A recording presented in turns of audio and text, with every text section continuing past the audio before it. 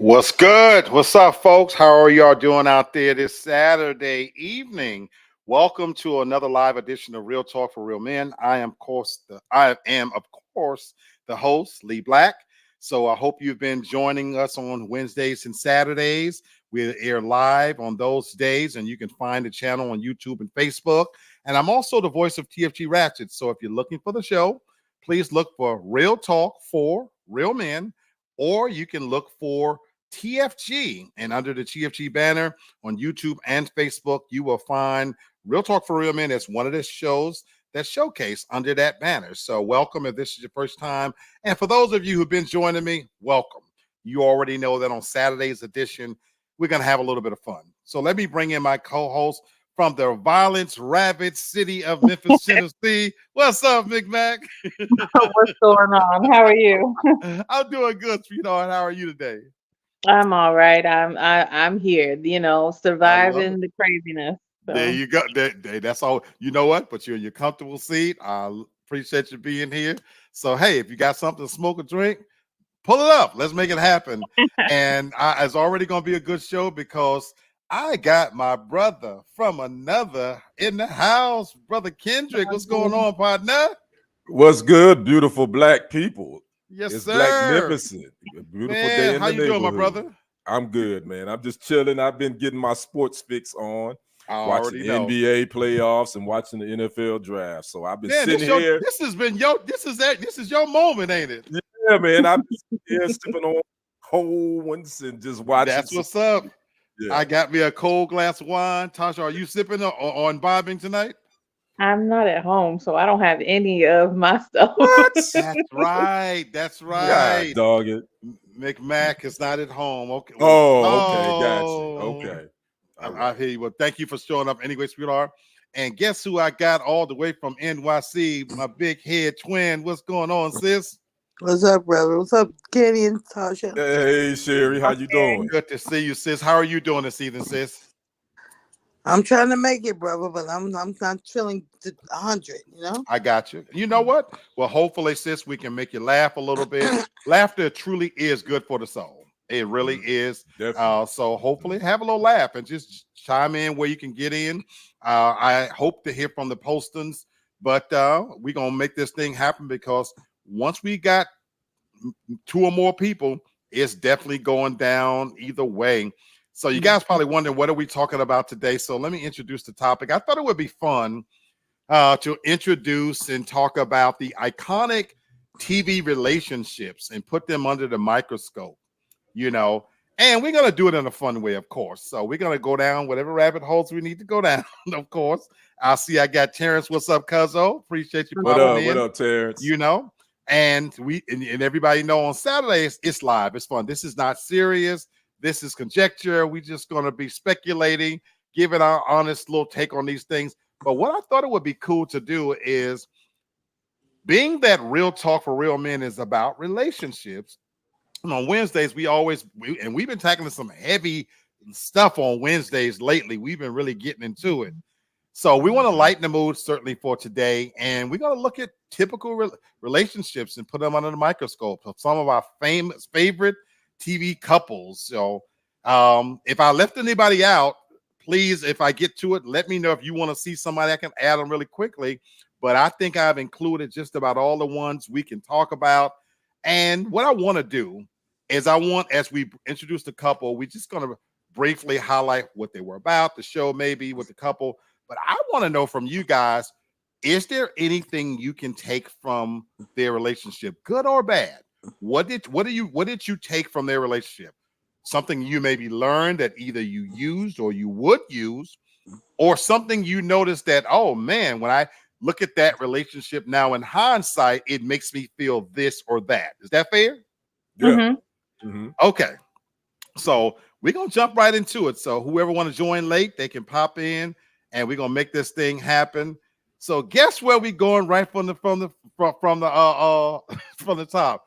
If I was just moving side to side like that, who does that make you think of? Like George Jefferson. George Jefferson. You already know. George and Wheezy, we gonna put them on a hot seat as our first favorite couple to look at. And oh my goodness, we already got the couple popping in, I believe. We got the postings showing up. So guess what, folks? The entire family is in the house. What's going on? Be Wet and his wife. 1 second. We even got the super fan Carol popping in. Good to see Hey, you what up, guys. CC? How you doing? What's going through here? Y'all are right on time as they get themselves together, because we know Miss Hunter don't come on camera unless she is A1. Yeah. So let's look at this first couple. Thinking about George and Wheezy. And again, you would have to have your black card revoked if you don't know who the fuck George and Wheezy are. You know what I'm saying? They 70s sitcom, Norman Lear, moving on up, one of the most iconic songs, the George Jefferson dance. You know what I'm saying? Sherman Hemsley, no matter what he did the rest of his life, he could not live down that road, you know, of George Jefferson. You know what I'm saying? So the host is supposed to still join us back.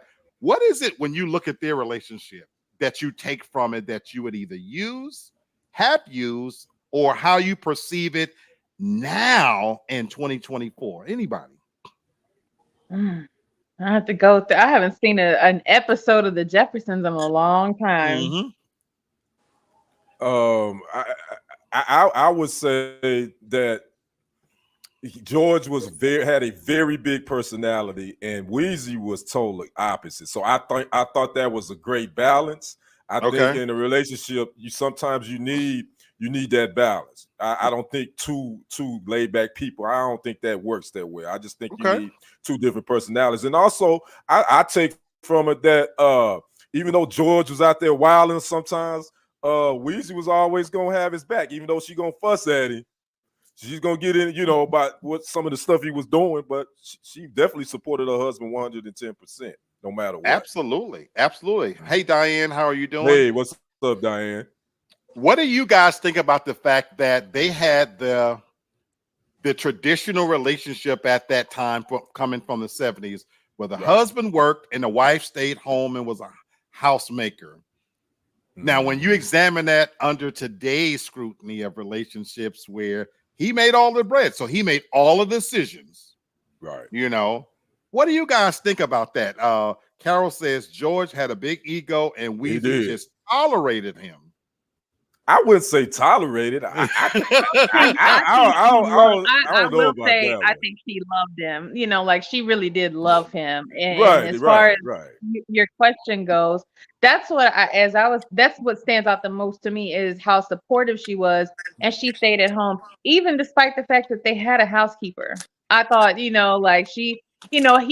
like, yes, in that time frame, she was like the traditional like wife, but at the same time, he made her life easier as well by not allowing it to all be on her. So, but she had no control over her. I feel like she apologized for him a lot. So, And that's for me when I look at it, and every now and then I'll sneak in and watch an episode of the Jeffersons, to believe it or not.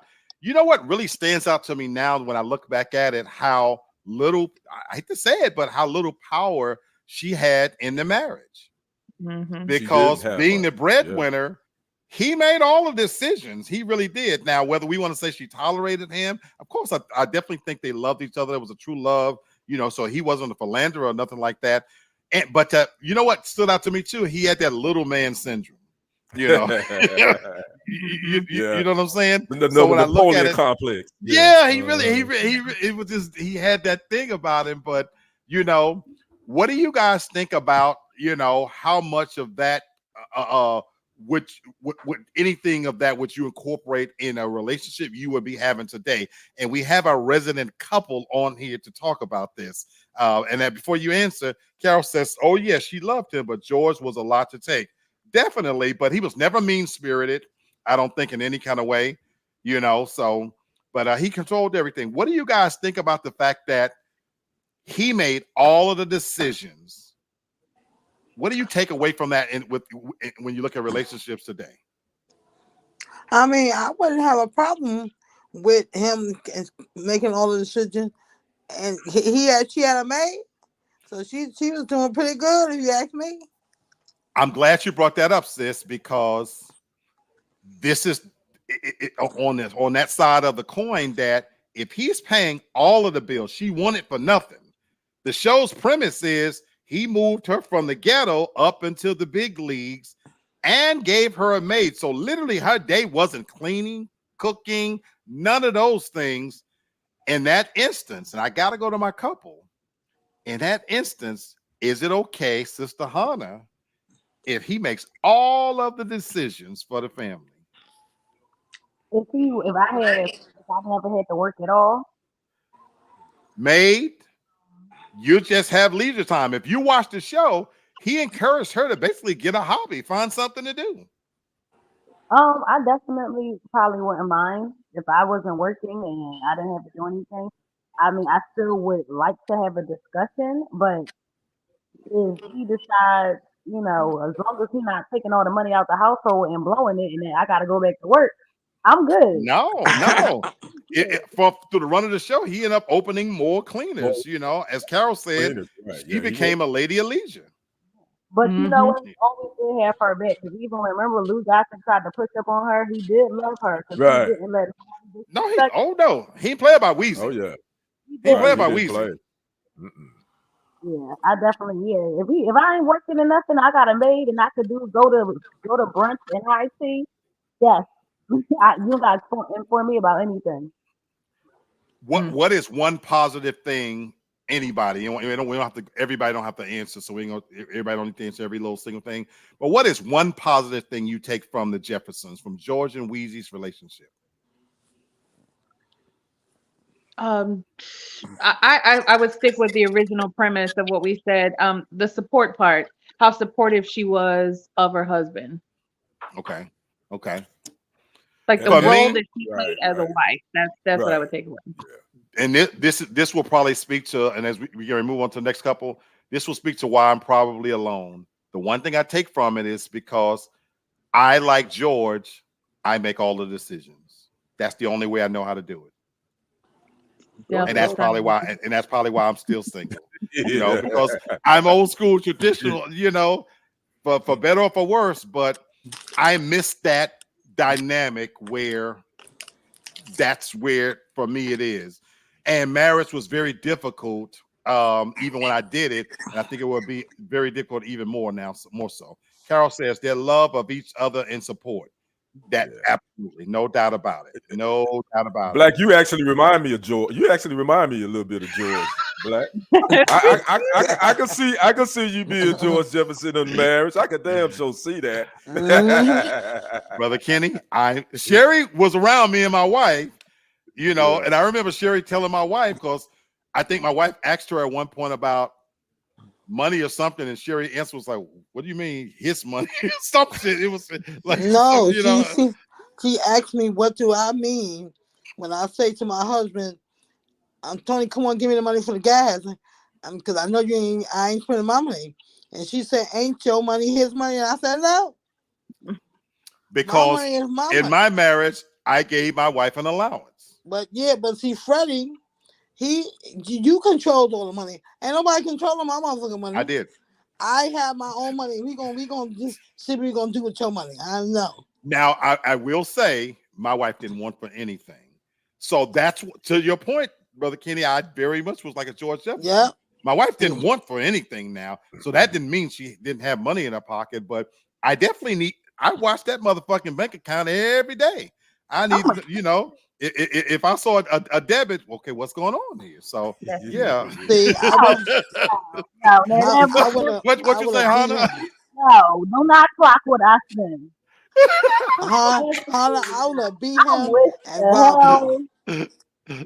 So you would actually watch something. Ooh, okay. I'm gonna leave that right there. We're gonna keep this show light.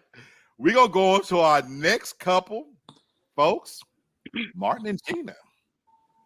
Martin and Gina. Now I want Tasha to start this one off, because Tasha and I play a little fun exercise sometimes where when you look at the remake of The Fresh Prince of Bel-Air, and we had fun with this one, turning it into if it was a drama. So we're not going to do that here, but Tasha, I want you to tell the audience what we talked about when you went back and looked at Martin and Gina and examined the relationship under the microscope that is today? What do you find? I would say 100% Martin would be considered a walking red flag, a toxic male to the nobody in this by this standards, by all the podcasts and everything, like no woman would have him. He played entirely too much, and he like played like, and he a lot of times like he made her out to be the fool. And I was talking to Black. I think that this is probably why those shows were not meant, honestly, to be streamed like back to back to back to back. You know, like if you played an episode, you know, back in the day, you had to like catch the episode and then like you catch the next one like the next week or whatever it was. Watching it like episode after episode, he played in her face about the engagement. He even went so far, he thought she was playing the whole time because he gave her an engagement kind of like, well, here, damn, you know, and he thought she was playing the whole time. She packed up all her shit. Her apartment was empty, and he still thought she was playing. And she moved all the way to New York. And it was still like this whole. He thought it was like a whole game. Everything that that she did or that she, you know, like tried to show him or introduce him to, he would find a way to pick at it, and he would gaslight her constantly. It was. Oh, and the relationship between him and his mother, and I know it's a show, but the relationship between him and his mother, no woman would deal with that, would tolerate that. And then also, every time you get mad at me, you gonna throw me out the house. Like, I ain't coming back over here. Fuck it. Damn. We had a Damn, serious Tasha. deep. That's why I wanted her to really unload this. She And unpack it all. she emptied the clip. She didn't unload. She emptied the damn clip. Yes, yes, sir. He played Yes, sir. way too much. He did. Carol Because I mean, agreed. it was a lot of begging constantly and pulling him and trying to get him to where she wanted to be, because what they were together, I forgot what, like 3, 4, 5 years or something like that. He insulted her father constantly. He talked about her parents. Now, true enough, she did talk about his mama, but how he knew his mama treated Gina, and he never checked his mom over that. It was crazy to me. I'm so glad she laid it all out, because I got one main question. But Carol agrees with you. Yes, he did, Tasha. He embarrassed her on multiple occasions. So, folks, family, why did she stay? A damn fool. They A came- damn fool. They came from two different backgrounds to begin with. Their family came from money and education. So when you book someone who doesn't come from your same background and flows in your same circle, that's something that you seek after. Some people don't want their equal. She was trying to teach him, but sometimes he would catch on, sometimes he wouldn't. But she knew who he was, and she knew they didn't roll in the same circles, or didn't have the same background, and weren't on the same level. So that's someone that she just chose to be with on that level that was not hers. And we see that often, even today. Mm. That's true. They had different Yeah. backgrounds. That's true. But even still, even having like different backgrounds, you know, like for him, it could be seen as a come up from what he would normally, you know, like normally date, you know, as far as like she was educated, she was highly educated, she had, you know, like a corporate job and everything. And, you know, she was exposed like to different things, art and everything. And then he just was so dead set on staying the person that he was. It to me, it just seemed like he didn't want to grow up. Wow. And I will push back from, and I agree with a lot of what you said, Tasha. But I think, to answer Black's question, I think she stayed because she saw potential. I think she saw the potential of the man that he could become. And if you notice, toward the end, he did become a different type man. He became got his own show as a television host, and eventually, they worked it out. But yeah, the early years of Martin, yeah, he was wild, and I'll agree with Tasha. But I think she saw some potential in him that she felt like he could be that man that she really wanted him to be, and it ended up turning out that way. I love what you said, Brother Kenny. Carol says she was driven much more than he was. But folks, isn't that often how it is a lot of times? That, you know, you have one person in a relationship that's super driven and the other person haven't figured it out yet. But I have a Mhm. different perspective as to why she stayed. But go ahead, Hannah. I don't want to cut you off, sweetie. No, I'm saying I disagree. I don't think that she was more driven because Martin had goals. I think that he was upset with them himself because he wasn't able to reach them in the time he wanted. When he quit the show because he wanted more, he went to LA. When he did something, he wanted so much. And even though Gina made more, he didn't ask her for anything. He always protected her. So I feel like I'm not going to say that Gina was more driven. I Hmm. just feel like he wasn't able to meet the goals, and he felt like I'm a man. I should be making more and doing more. I think he was more frustrated within himself, and he just lashed out. I disagree with you completely, sis. Completely. I don't think he was driven. When I watched the show, and like Tasha said, it's one thing to watch it each episode at a time, but when you watch it in succession, I don't think he had a clue about what he wanted to do initially. I think he fell in with a woman he was attracted to that honestly, where for him it was dating up. For Martin, to what I saw, this is my perception, he was just a guy hanging with his boys. He didn't even want a serious real job per se. His lifestyle was one where, he could hang out, do a little talk show. He didn't want a traditional job, and he didn't want to be told what to do. And I think it took him a while to figure out what was his place and what was his thing. I think he became driven, ultimately realizing I might lose her, but watching the show as he evolved, this is what I liked about it though. I think sometimes we as men, we don't always find our thing. And this is what made me like their relationship is with all the things Tasha said. Mhm. But what I truly respect about it is because I personalized it in my own marriage and I think I told the family this before, my marriage ended when I felt like I was a great husband at the time. Didn't beat the bitch, paid all the bills, all this good stuff. Kitty, Kitty's face is killing me. Stop everything I, he was doing. I mean that with love. I mean that with love. But again, we keeping it light. But again, I wasn't violent, this, that, and the other. And again, even at that time, there was a spiritual component. And here was my marriage was ending.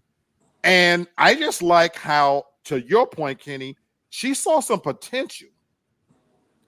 And I loved how she waited. She patiently let him become who he ultimately evolved into. He wasn't, to your point, Tasha, he wasn't a great boyfriend in the beginning, but I think he became Right. that. And I like that she didn't give up on that. Now, having said that, now there's something to be said for two opposites, attracting two, because like you said, sister Hannah, they were from two completely different worlds. And even when they had an opportunity to date their prospective counterparts, they Mhm. found out they wanted each other. Remember when they split briefly? Right. And she was on a date with the guy he was willing to give her everything, and Martin was with the kind of girly whatever. But it goes to show you there's something for marrying somewhat of your opposite, because it makes you better. And where she might be uptight, you can't understate making a woman laugh and making her feel safe and making her feel comfortable and appreciated in other ways. And even though she had the corporate side, there was obviously something about him that made her feel that I choose that. And that for me is what I really, really love seeing. What's going on, soft like peanut butter? Good to see you, sweetheart. Hey, what's going on, Miss Lady? It's just oh my God, Lee. I was saying with love, but okay. Did anybody want to add anything else about this couple? We got lots more. I have one more thing I would say. Uh-huh. I think I would say this. I don't think that he became the man that he became without Gina pulling him to that. I Because it was agree. all I it was agree. I agree. always I it agree was I with that. always agree. a battle. I agree with Because you. I honestly think he probably wasn't ever going to propose to, because they broke up multiple times, like in the beginning, like in the very Right. beginning, multiple times. And it's kind of like it's like she kept having to like pull emotions and force him and to do different things just to, just to be with her. And like it's like when would put down her foot, that's when he'd be like, oh, okay, yeah, okay, now she's serious. And it's like, why would you keep playing with somebody like that? I agree. But Tasha, last point on this one, you said on Wednesday's show, your exact words, and I don't want to quote you exactly, but you said that if a man is handling his business, he can hit the reset, right? Yeah.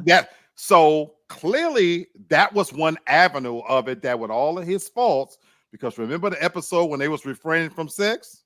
Mm-hmm. So this Wednesday show was about sexual chemistry. Right. We can't understate that. Clearly, I think we would probably have to say they probably had a dynamic sexual chemistry that maybe covered over a multitude of his sins.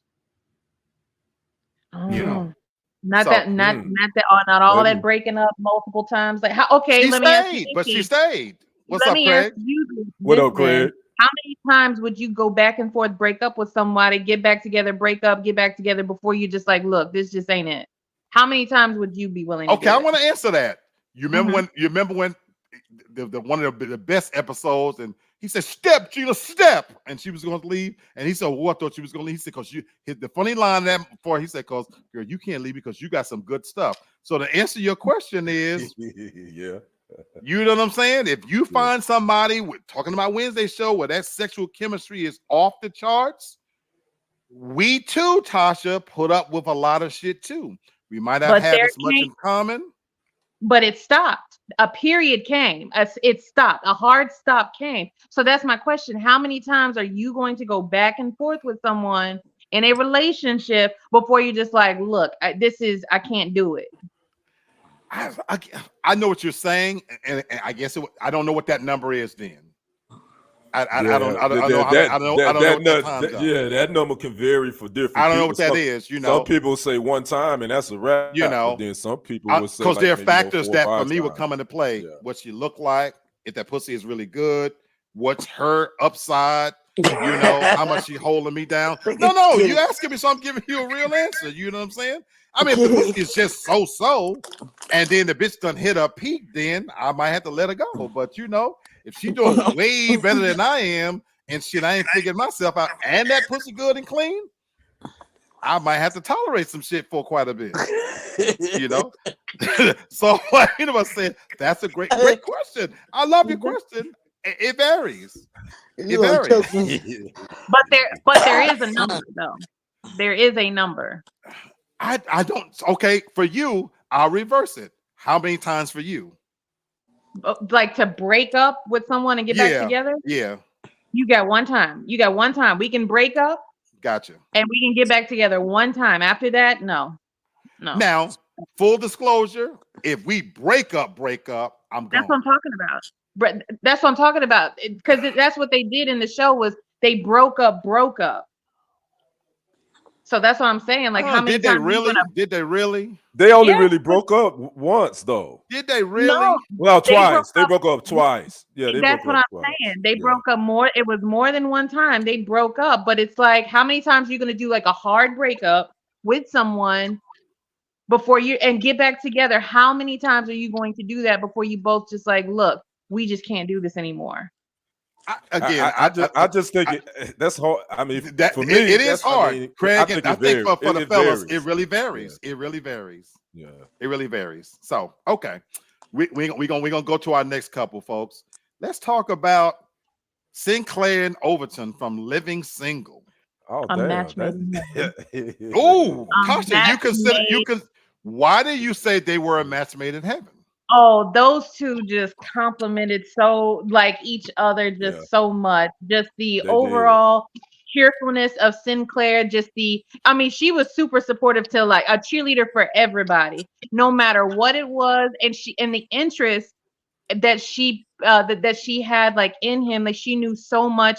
Well, they both knew so much about each other, like the smallest things, and how much care and how protective he was over Sinclair and everything. Those two are definitely a match made in heaven.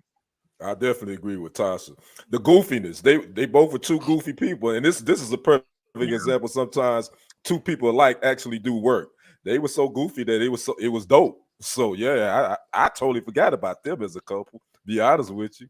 Yeah. Soft like peanut butter. She says she loved them. Craig says they Yeah. were a great match. They were both kind of goofy and carefree. Yeah, Mhm. exactly. I agree with everything you said. Where for me, I had a hard time, family, relating to it is the amount of waiting he had to do to get that snatch. Oh, That's there we go. that never could be me. Here we That go. never could be me. And hold on, I'm looking at one person face in particular who I believe, and you correct me if I'm wrong, Tasha, don't you have to know what that dick do too? I do that, but that Women- me, but that's but hold on. But I'm more in the minority of that with a lot of women. But for women, I'm more in the minority of that. I have to know that. I agree with For that. her, I agree with it that. wasn't that You know important. what? I don't. I I agree disagree, with that. Tasha. I think Tasha's you're like not a in the guy. minority of that. Ooh. You just the only woman that really admits it. Most women Oh. do want to know what Ooh. that Johnson do. They do, but they won't say that. Oh, They won't say it like you will. Craig says, I'm not going to lie, That's just my Lee. opinion. I love that about Sinclair. No. Craig, I respected it. I really did. And I ended up marrying the woman who wouldn't give me that shit. I ended up marrying her because she wasn't going to give it to me unless I married her ass, and I don't regret that. But I'm just saying, as a rule, you got to give me that pussy with them first couple of weeks. I got to know. You know what I'm saying? I'm not that patient.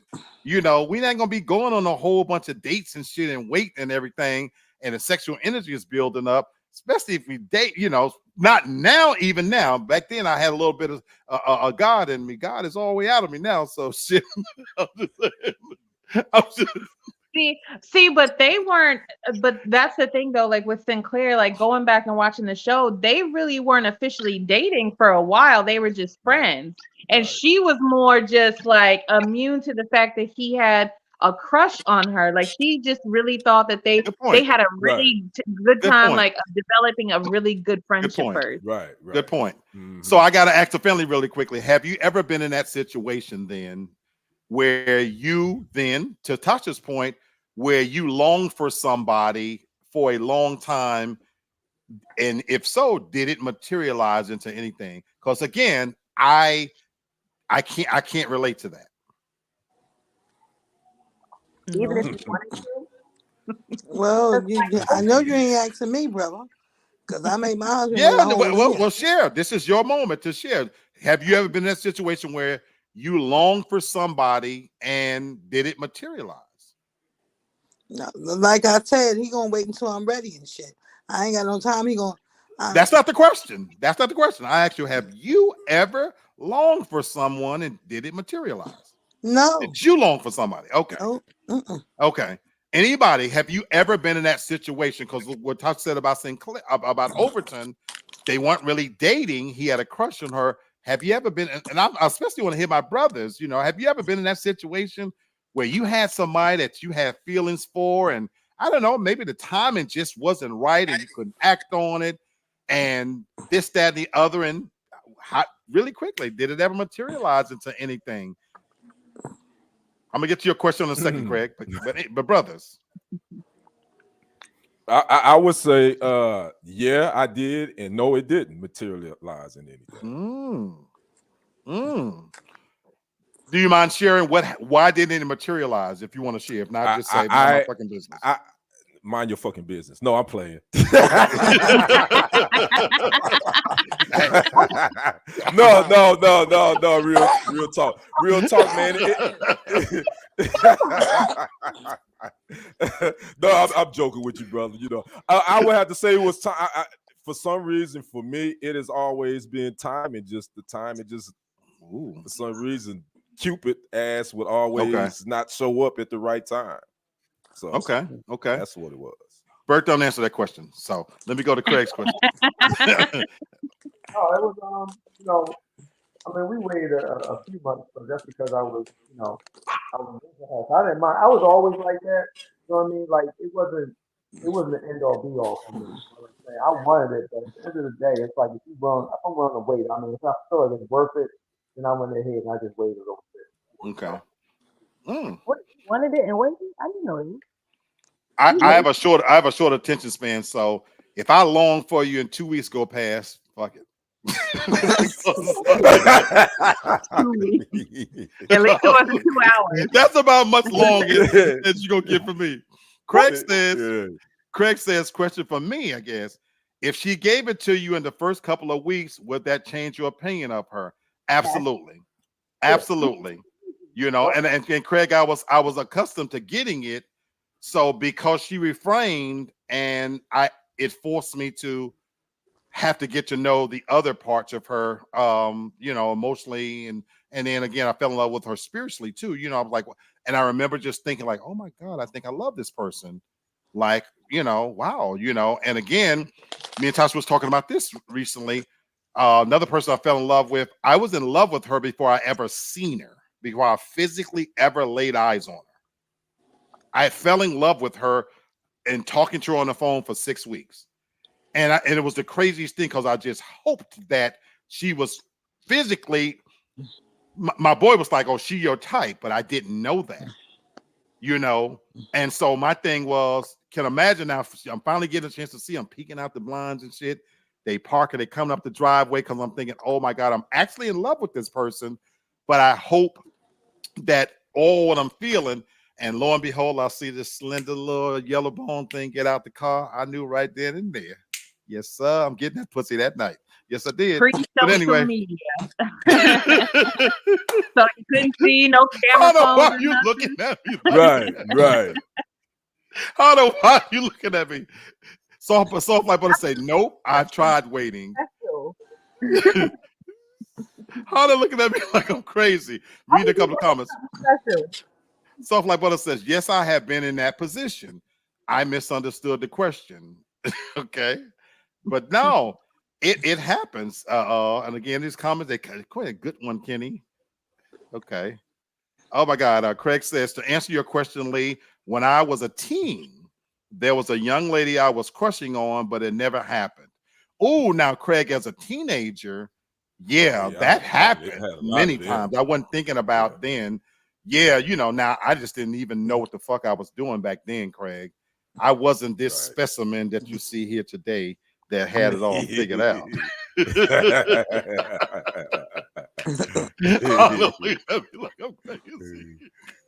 All right, let's move on to another couple from Living Single. What about Max and Kyle? I love them. Oh, why? I love them because I'll tell you this. They knew, even if you still, because I watch this show all the time. I'm a big fan. Like every day I watch it on HBO Max, literally. And even from the first episode, they would flirt, if you notice. But he knew that she was crazy and toxic. And she knew that he was a womanizer, but somehow they made it work. Now, I do like the fact that he was able to, not going, I know people get there when you say check, but he was able to let her know, like, I'm not some other man that you jump on and disrespect. I'm my own man. You're your own woman, and I'm going to tolerate this, but not so much. I actually like them. I know people don't like them as a couple, but I like them. I think that they had a lot of, course, sexual chemistry. But I'm looking at your husband shaking his head no. Like I love it. So I gotta hear. You don't like that. I like that. Because Hannah, I think we might see it different. What do you say, Bird? I would have left that home. I would have got what I got. But the fact, the thing about her was sex. You know what I'm saying? I was not. I got time you a hater. With all that. You a hater. All they had was sexual chemistry, and that was it. She said she loved him first. Was it? She said she loved him first. She had too much of it. She had too much pride. She had too much everything. She had too many walls that were up. And I ain't got no time to be breaking down a whole bunch of walls. You know what I mean? Especially unnecessary. Like you just putting them up. This boy's telling you he into you the whole nine. You just kept putting up walls because of what? To fall in love or something like that. Oh, get out of here! Wow.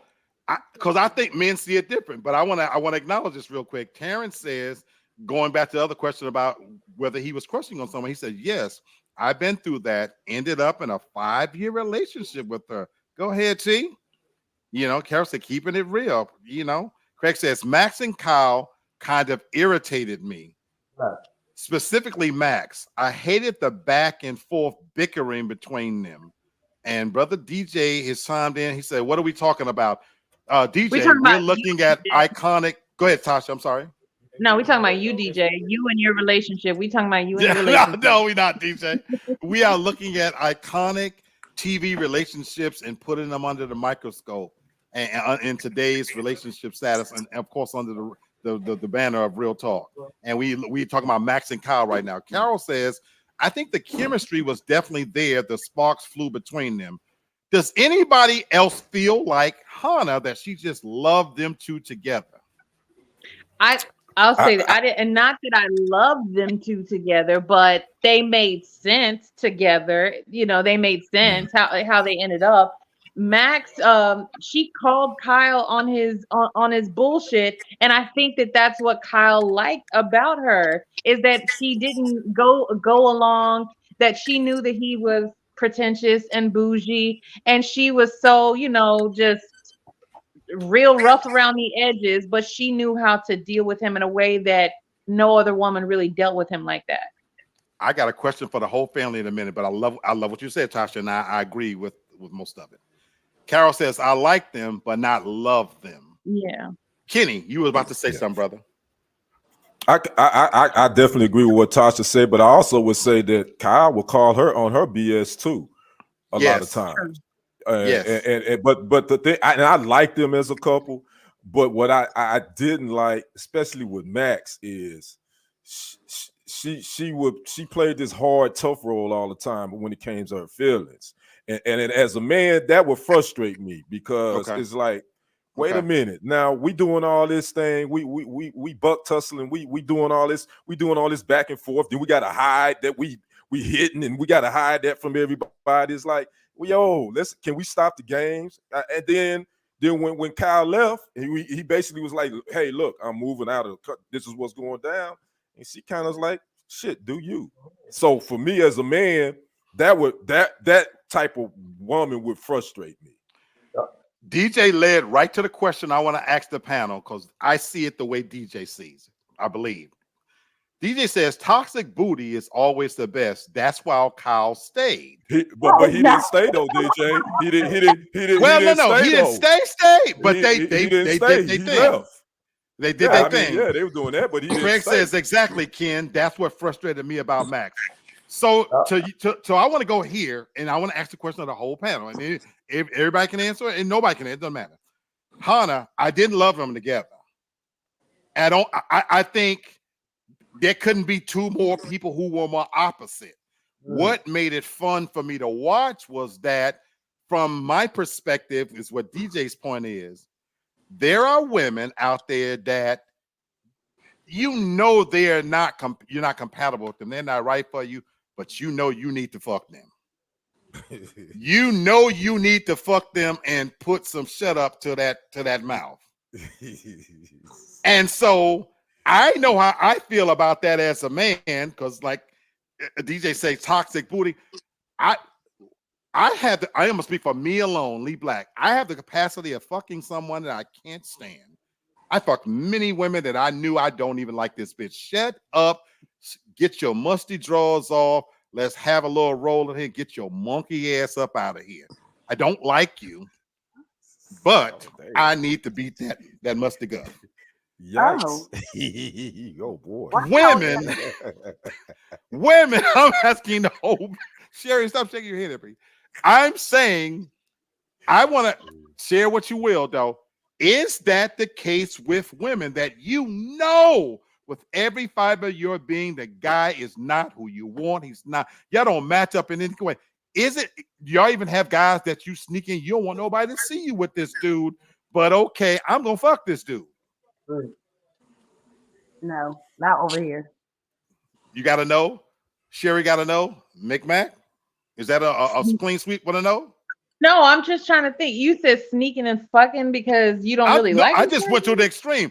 A guy that you don't really like him. Personality-wise, y'all don't match on any level, but you're going to fuck this dude.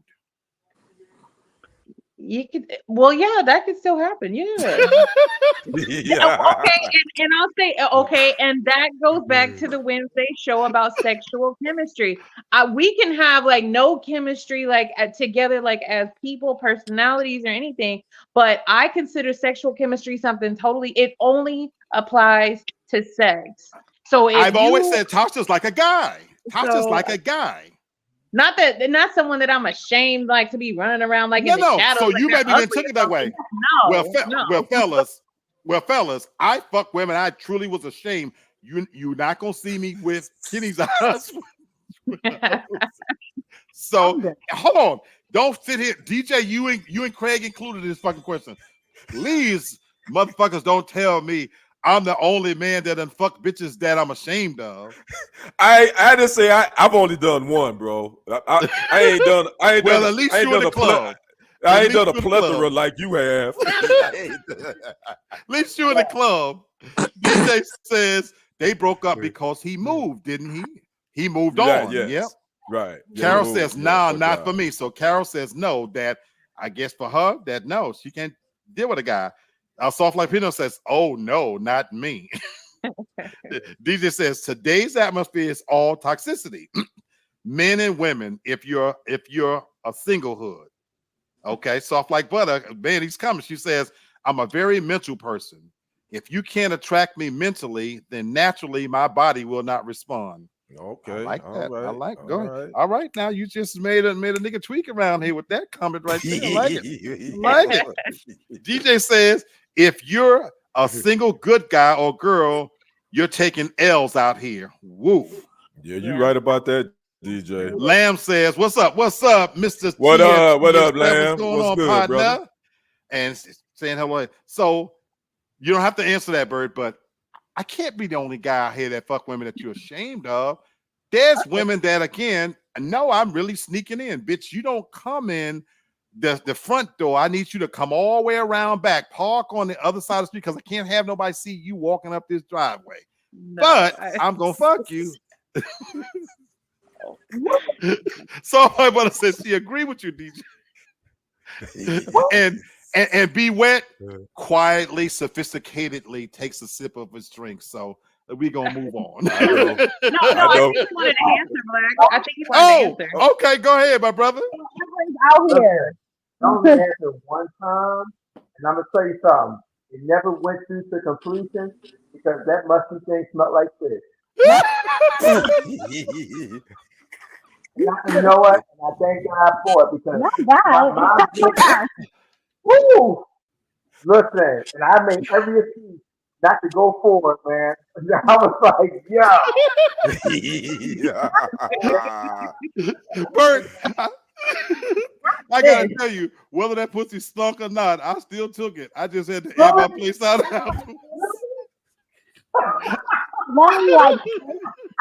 I've aired out many a place that, you know, I've had ones that I couldn't even look at the bitch. You turn around while I fuck you. You know what? No, doing that. You know what? You know what? I'm just saying. So like people might say, Leah's a definition as sneaking and geeking. You got that right. So you got that right. you a savage, man. You a savage. DJ says, so here's what I find auspicious about my fellas. Y'all only got one. Y'all only got one. DJ said, I had. So notice how he says this. This is why I'm questioning. Notice how he says, he says, and he got the four dots between it. He said, I had one. Right. Yeah. But she had bread. She had bread. Now that I think about it, I actually had two. My bad. Now we my brother. That's my brother right there. Oh my God. DJ made me think about that. I went back in my middle Rolodex. Okay, yeah, that was two. My bad.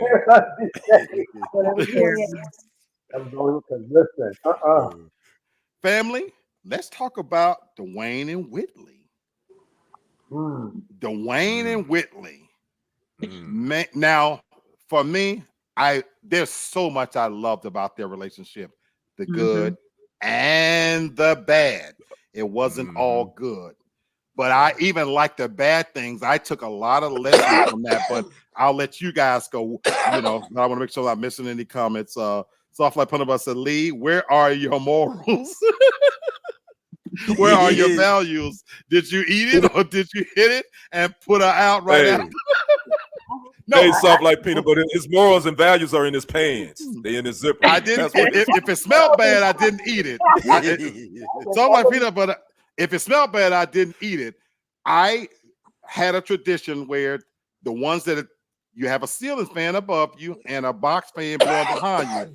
So if that pussy was really beyond tart, because a lot of them pussies is tart anyway, so even after 15, 20 minutes. But if it was more than tart, you blow that funk back in their face, you hold your nose, and then you air your place out afterwards. Now I wasn't gonna eat that pussy, but I still got it. You know what I'm saying? So Yeah. That is The damn box fan. Say, brother, damn box fan. What's the line in the movie Shaft? It's my duty to please that booty. That was my motto. clearly you took that on as a personal challenge. I'm just saying. Oh, Lord. DJ says Whitley was the typical light skin, but I felt he worked too hard for that. Ooh. We not gonna do that, DJ. Not with the colorism. Ooh, I like where That's what he we not went gonna do. with it. I like where he went with it. Soft like Peter, I said we need to stay quick. It's too late. Soft like peanut butter. It's too late. we already deep in this thing now. No pun intended. I'm reformed. Soft like peanut butter. I'm reformed now. I don't know what hole we in, but I'm reformed. I'm reformed. What do you guys think of Whitley and Dwayne and their relationship? And they went on a crazy roller coaster ride, though. One of the best moments in TV history was her wedding. That wedding episode was freaking iconic. That the way he stepped in there. I love so much about their relationship, but they had some other bumps and bruises. And to DJ's point, did he have to work too hard to get to Whitley? Was she worth it all? I want to hear you guys take on this. This is to me. Lamb gonna chime in at the end talking about he only got one, two. You got more than one. You got more than one, two. See, they must have learned their lesson after that one. Maybe that's why they had just one. Oh, he said I only had one, had to cut it off when she was. There you go, my brother. There you go, my brother. Yeah, well, he damn well, yeah, that definitely. There you go, my brother. Sure. Okay, go ahead, Tasha. I would say this about Dwayne and Whitley. I would say this is a case of clearly they just did it for each other. Those two just where some people may say that he had to work too hard for it. She just did it for him. And it was the same way. They picked each other just no matter what. No matter whatever they went through, no matter if you agreed with it, if to you on the outside looking in, if it seemed worth it. There's couples that I'm sure that we all know that it's like that it's probably together and for whatever reason, their circumstances, and it's like y'all just leave it alone. Tasha, I got a question. I gotta ask you a question. Go ahead. I gotta ask you a question on that. And Sherry, Hannah, Soft Like Peanut Butter, please, you guys chime in. Did they do it for each other, or did Whitley settle? Because to me, watching, hold on, hear me out. To me, watching their trajectory of their relationship, he wasn't what she wanted. She dated somebody complete. It wasn't until I guess Julian, she came back, and there was a point where he nagged the shit out of her, Tasha. Persistence is a motherfucker when you constantly telling somebody you want them. And when finally she comes back, he had met Keanu, and she had come to this realization after doing everything else. Was it that he did it for her, or that ultimately she settled and let me give him a chance? Because that's really how I saw it. Am I the only one who saw it that way? I kind of get what you're saying. I kind of agree with you on that, Black. Nope. I like I'm on DJ's side on this one. Go ahead, Hannah. Because she did not want Dwayne when even the first season was trash. But even when they had that little flirt exchange, she did not want him until she saw him in the suit in a plane on his way to Japan making money. She didn't want him until he was a certain type of person. So, and he never changed the person he was. He just changed his attire. So he never changed him. He changed his attire. She saw, oh, you're gonna be making money, you have potential, but she come from money, so that's different. However, I'm with DJ on this one. She worked too hard because if you really go back and think about it, she did not want him, which happens a lot sometimes, until someone else wanted him. You purposely disrespected this girl that he was with, call her name wrong, being petty. Then you tried to flirt with Ron in his face when you didn't even want Ron. So she was trifling for that part.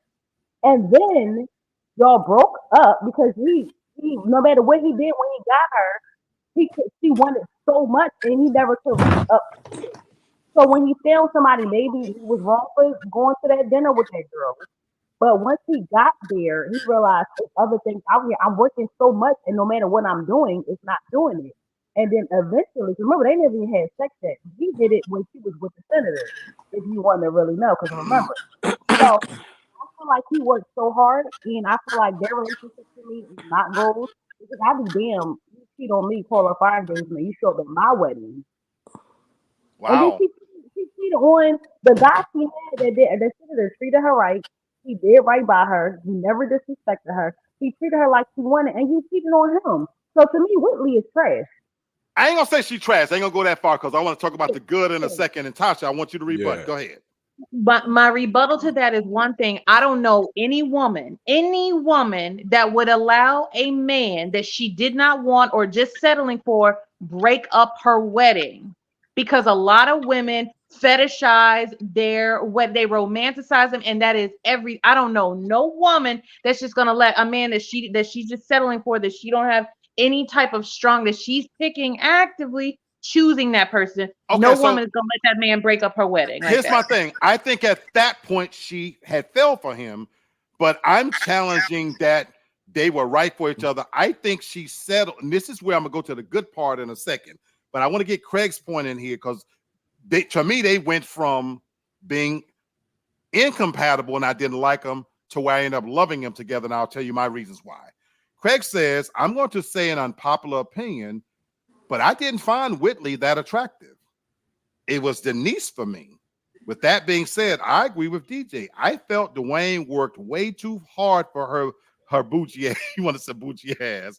DJ follows up. I said, I wanted to bust into my college girlfriend wedding like that, but I didn't want to be on the news. That's what's up. You got it too. That's what's up. DJ saying, Hannah, facts. Soft like Peanut Butter says, I second that, Craig, what Craig said, but I feel like he settled for her. Ooh. I think y'all just didn't like her as a character. Ooh, no, And I'm gonna tell you think something. I that's grew to all love it is Whitley. coming from. I didn't like her at first, but I grew to love her. DJ says, and she was about to marry Byron. Oh, come on now. Now you're gonna bring in ageism. Byron. Now you're gonna bring ageism. He wasn't that goddamn old, DJ. Stop it, DJ. Stop. Like people says free. He was a successful senator, and she wanted grown man dick, not little boy dick at that point. So like Panama said, they both on here spitting hot facts. And Craig says that wedding breakup scene was iconic. That was one of the best scenes ever. Hey, Black. Yeah. He was like a brick beat off of him at a wedding. Boy, them boys, they could have off. Yes, sir.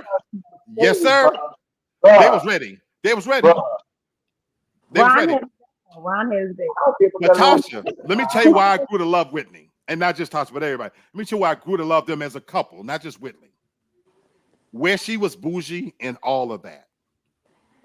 When they finally committed, you know what? To me, when they got married, they go away, they experienced the riots and they came back, this, that, and the other. I fell in love with them as a couple then, because you know what I found watching them then? I found that there is something to be said for falling in love deeper when you get married. I think sometimes we marry for whatever those reasons are, and one or two things can happen. We always assume that the love is going to go deeper. Sometimes it grows apart. What I loved about them as they got married is as they even got to know each other, and she made mistakes and he had to check her a few times.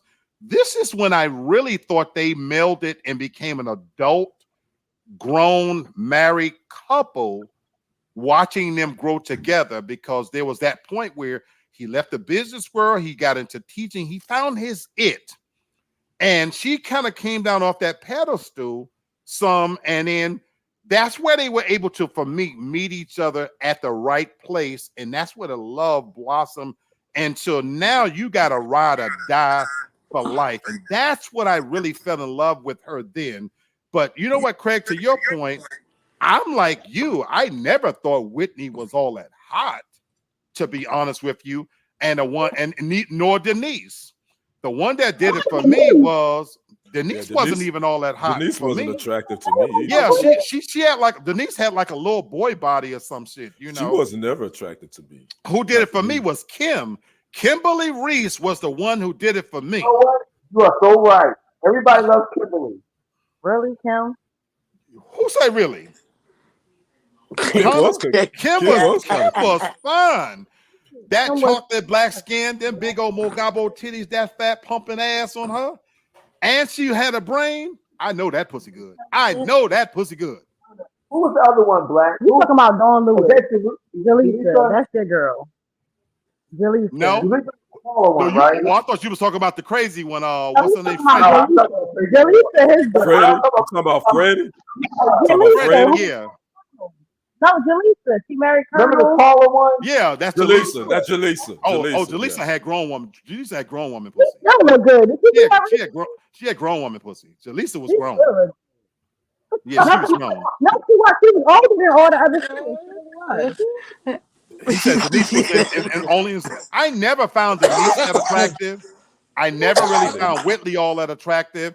And my God, if you look at what she looked like now, oh my God. But anyway, that's a whole nother story. Everybody age is black. I don't know why y'all act like no. Well, let me say Jasmine Guy. That comment right there is why a lot of women are so self-conscious and go to getting cosmetic surgeries. Because people get aged, they're going to age, and they're not always going to look like they did in their prime. And we don't expect her to look like she did, but she looked twice her age, Tasha.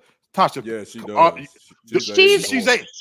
That's just how she looks. It's genetics. No. It happens. Whatever. I don't give a fuck what it is. She's my Frankenstein about now. So if you marry Whitley and now this is the bitch you looking at, you know. So anyway, so like Peanut Butter said, side note, I like how she began to hallucinate and everyone was Dwayne. Oh, talking about that wedding scene. The wedding scene was just the best. Freddie and Jada did it for me. Who was Jada? Jada Pinkett Smith. Talking about, you know what? Yeah. Jada Pinkett Smith wasn't all that attractive either. DJ. She was cute. Yeah, Jada was cute. She was cute in a tomboy kind of way for me. Kind of way, right? You know? Right. Yeah, I agree with that. But she wasn't attractive. But she wasn't like, she didn't do nothing for me. Like, yeah, she was a little too thin. Yeah, she was a little too thin. Yeah, she was just you know. Yeah, yeah, she didn't do nothing for me. Yeah, you know, like Bernie Mac said, she had a boy. She had a boy. Yes. She had a boy. Craig says Freddie was too weird. Freddie was weird, but you know what? When she started going to law school, that she came out and she started dating Ron. She was attractive, but she just was crazy. But I bet she had some good pussy because crazy pussy is good pussy. You know. Ramel, what's up, Ramel? I'm just saying. Okay, Jesus said, "Hey, Dwayne weighs what? Yeah, he big. Yeah, he big now. Y'all are just y'all are all some shitty people saying that shit about people getting older. I hope that you age gracefully, DJ. I hope you do, and that you don't get to be 1,545 pounds. You talking about Dwayne like that? We're gonna move on to our next couple here in a second, but DJ, I gotta speak up for the big brothers, you know, because I'm a fat fucker my damn self. So I've even displayed pictures of when I was thin and I was sexy, but don't get it twisted. There's still some good dick under this belly. You don't get it twisted. I'll tell you Okay. that right now. boy. So you know, and I'm a fat bastard, but I ain't never been ugly. You better say I it, am a Lee. fat bastard, but I ain't never been ugly. Oh, So remember, I boy. said, Cousin Lee, what's going on, cuz? What's up, He Yeah. said, he popping in. So yeah, Saturday for a DJ, while. Honda, But you know, hold the fort down. We ain't gonna all get to look like you, be wet, and my brother Kenny. Some of us are just gonna be some fat bastards out here. It's just the truth. You know, but DJ says, Tasha, nah, he got me on Jasmine like that. I'm taking up for her. Oh, No, so you y'all, But he gonna put let's an let's LOL at just the end. let's just see. All I'm saying is, once you hit that age, let's just see what DJ looks like. Let's just see. Did you keep all your hair? Did you lose a little? You know, did you gain a little weight? Did you lose a lot of weight? Did you, does everything still work? Let's just see. You're too hard on people aging. It's natural. It's genetics. You cannot control it. Aging is one thing, but the Jasmine guy, she turned to the crib keeper. I'm just gonna say. You D ain't said never, bro. not getting I'm on just anyone. about my look. We know our genetics. I thank the Lord for my mother. Okay, let's move on to a grown folks couple. The Fresh Prince of Bel-Air. Let's talk about Uncle Philip and Vivian. What you Let's mean? talk Which about one? Uncle Phil. Like That's that? what that's where I okay, so I'll let you guys go there. How did we assess their relationships as an iconic couple, the good, the bad, and the ugly? Because Hmm. I think y'all mentioned on the previous show when we did the highlight that there was a difference when they switched Vivians. Anybody? I'll go. Darcy Ives and Uncle Phil was a team.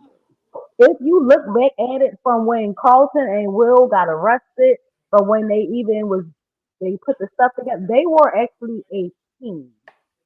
I feel like Darcy and Aunt Viv and Uncle Phil, which I or RIP Uncle Phil, but Right. I feel like they were actually a team. They worked together.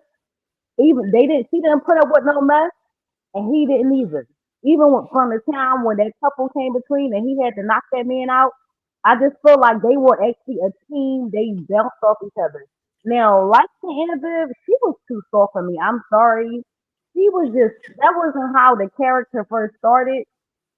And then when she left him, it still was soft for me when she left him. It made no sense to me when she left him because Darcy Aviv, I feel like when she knew he worked so hard from being a lawyer and he wanted to be a judge, when your career, you want your man to succeed. In a woman, we want to succeed and go to the highest of our career. So I felt like when he wanted to become a lawyer and wanted to become a judge, she wasn't supportive. I feel like Darcy and Mm, Viv would have been more supportive of him because we worked so hard for that promotion.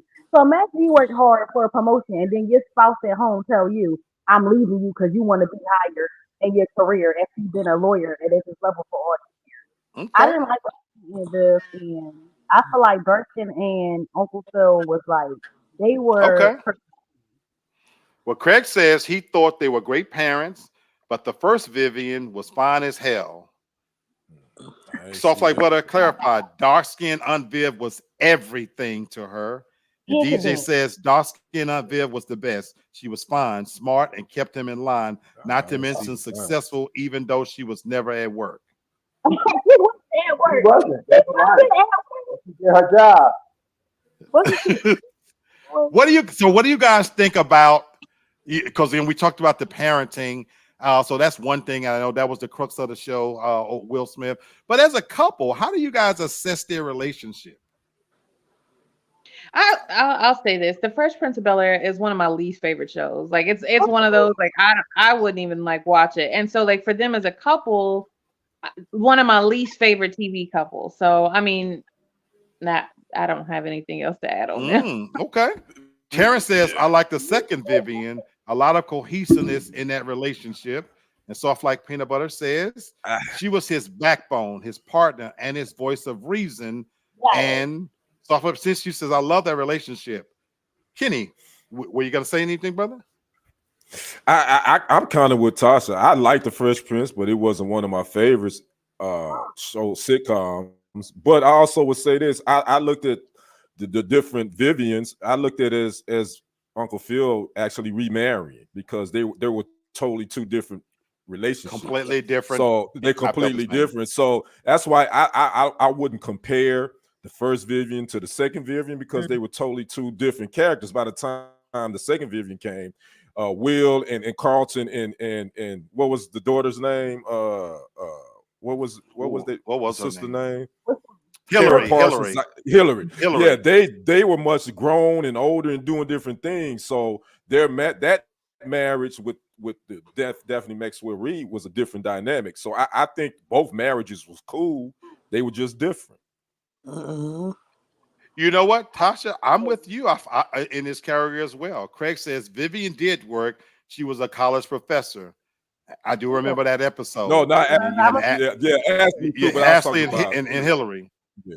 I'm with you, Tasha. What's weird is that I end up liking the remake where they turned it into a drama much more than I ever liked the sitcom.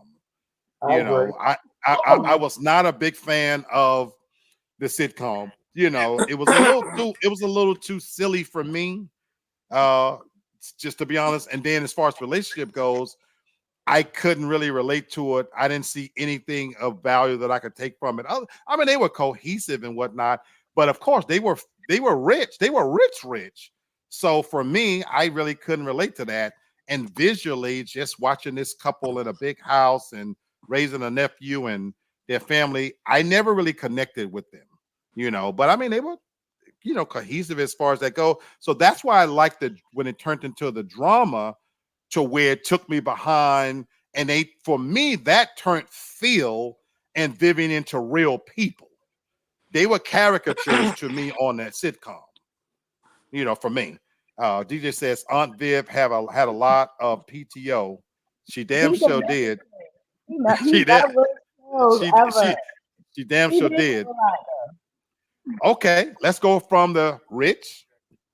I wouldn't say they were poor, but they were definitely on the lower end of, you know, of income. Let's talk about Rochelle and Julius from I love Everybody Hates Chris. I love them. You know, go ahead, my brother. What is it that you loved about this couple? Because again, this was the imagining of Chris Rock and, you know, kind of based loosely, I Based on guess, on his his family. upbringing. On his Yeah, parents, you know. So what you think about this?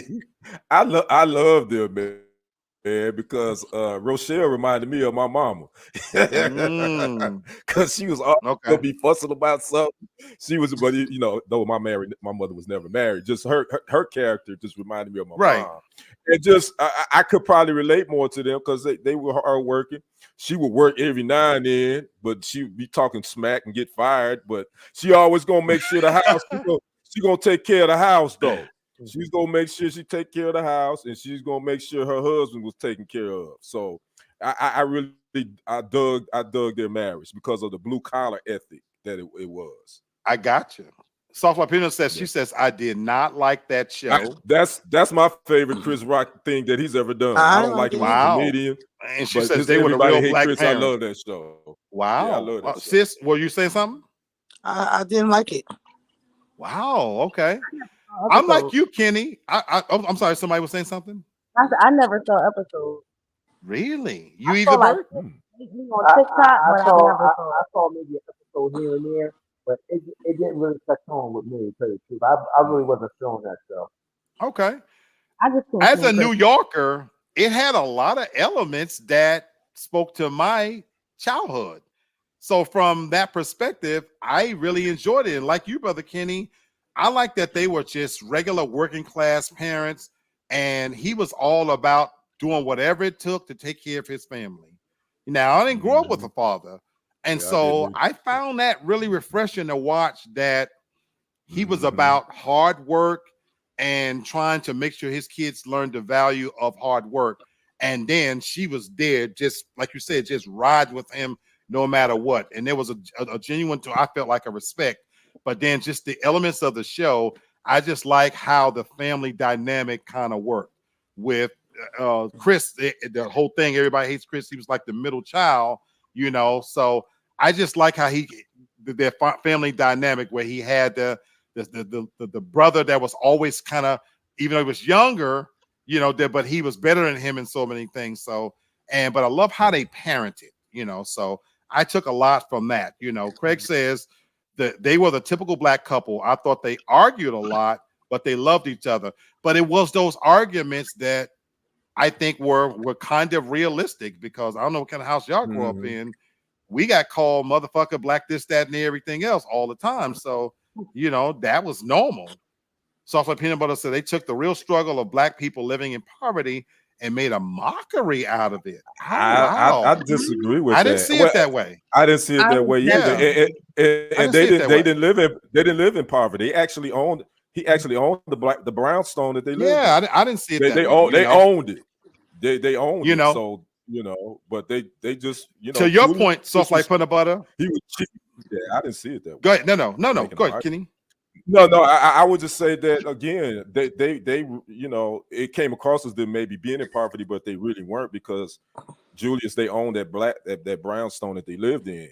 And far as making a mockery of it, I don't see it that way. I just think that, especially Julius, he was about counting pennies. He was about he wasn't trying to spend a whole bunch of money on nothing, but he just wanted to make sure they had enough to get by and to live comfortably. So I don't know. I didn't see it like it was making that. She brought that up. I'm gonna skip a few because we got a lot of them. We probably ain't gonna get to all of these, but here's one this is not gonna be a popular opinion.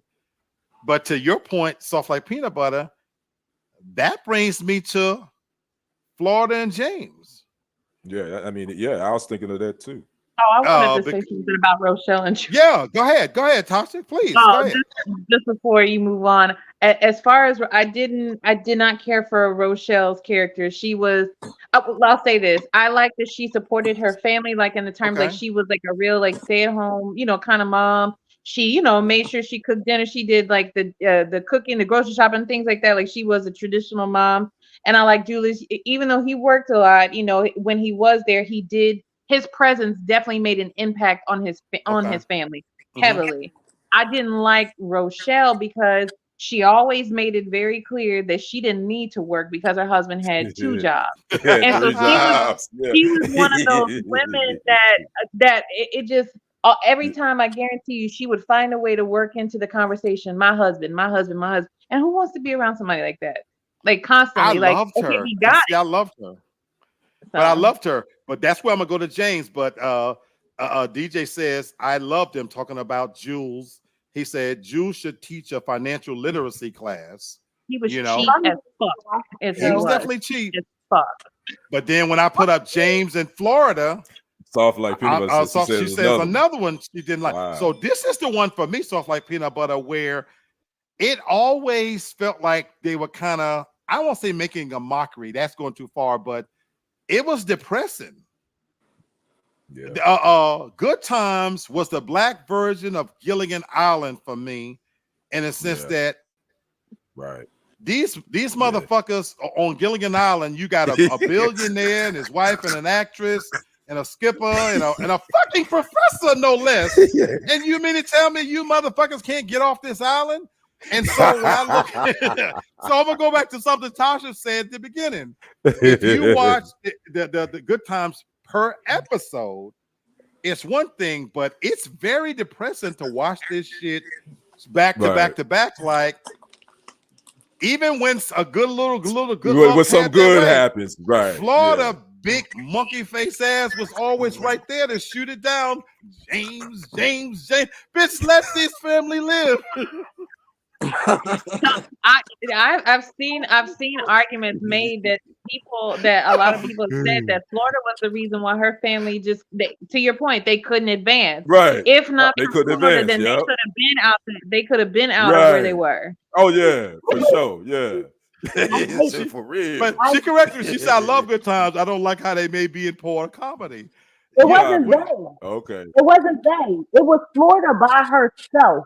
Every time they had a way to get them out of the ghetto, I ain't gonna go as far as Lee, but her funky behind wanted to keep them in poverty. Even when JJ was making money, she had a problem.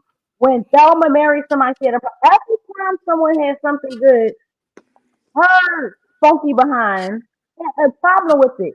She was the definition of you gotta let people go so you can excel.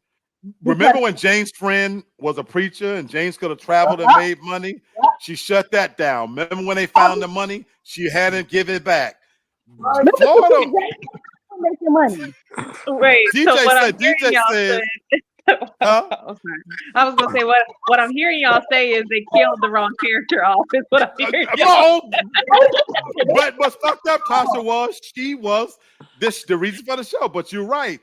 Oh no, I stopped watching when James when James left. I was done with the show. James was the show for me. Now DJ says if y'all say Florida was fine, I'm leaving. You was always questioning how he was with her. Oh, say what? You was always questioning how he was with her. Oh, now he loved that woman. He loved that woman. He loved Florida. He loved that woman. I love Florida the state, but I don't not that Florida. I don't love the state either, but I hated Florida. I didn't hate her. I hated her. I didn't hate her, Hannah, but she just had. You know, when you meet real people, you can have one or two character things that, okay, if you're going to be moral, I get that to a certain extent, but she was moral and self-righteous. And she just had so many different things that to me just constantly held them back, and that it made it depressing when you go back and look at it like God damn. You know, you have a genius son. Your daughter is smart, but you always she just kind of seemed to always have a way to just kind of hold them in place. So, but that was her world. So I didn't hate her though. I really didn't. You know. Now DJ said James could have done a lot better. The episode where he was in a cabin and he could have got some pussy from the calendar girl. That was one of my favorite episodes. You know he wasn't gonna be able to smash. But that was one of my favorite because you know what, in that episode, that James for me is the realest TV dad in TV history for me. Yeah. He whooped ass, he cut corners, he worked, and again, he was a man. That was a man. In that episode I'm talking about, remember when old girl Miss made whatever for the calendar girl, she bent over by the fire. Right. His reaction, he said, "Ooh, Lord." James appreciated pussy. Yes, hey, Black. Remember that little gang member that was hanging out with Michael? He whooped it behind too. Absolutely. James was about that business. You know, Softline Peanut Butter says, I love James. He should have been my daddy. That's why he was that father figure for me. Softline Peanut Butter. Craig says, fun fact, Esther was 54 years old when that show aired, and John Amos was 36. He was a lot young. He was a lot younger than her. But she refused to do the show. She told Norman Lear unless they would incorporate a father, because originally it was supposed to be just her and the kids. And she wanted, so to her credit, she wanted to present a positive image of Black families by showing that a father. So when you think about the show being in the 70s and they were living in Cabrini Green's projects, I respect Esther. She had an Esther role and what she fought for. And James left because it became too much of fuckery and foolishness about the Dynamite and the JJ character. That's why he left. You know? Huh? Yeah, but that's why. Yeah, he didn't. It was too silly, and he wanted to go in a different direction. Yeah, DJ, you right. Yeah, Esther Rowe had a problem with it too. Yeah, DJ said I watched it just, but ooh, Lord, he still look good. He on Family Business. She's still fine. Still bad. She's still bad. So that 60-year-old woman, she did it. Thelma and Keith had toxicity. Yes, they did. She says that's dope. I like that. Esther Rowe was as an actress, as an actor, what she stood for. Love everything about her.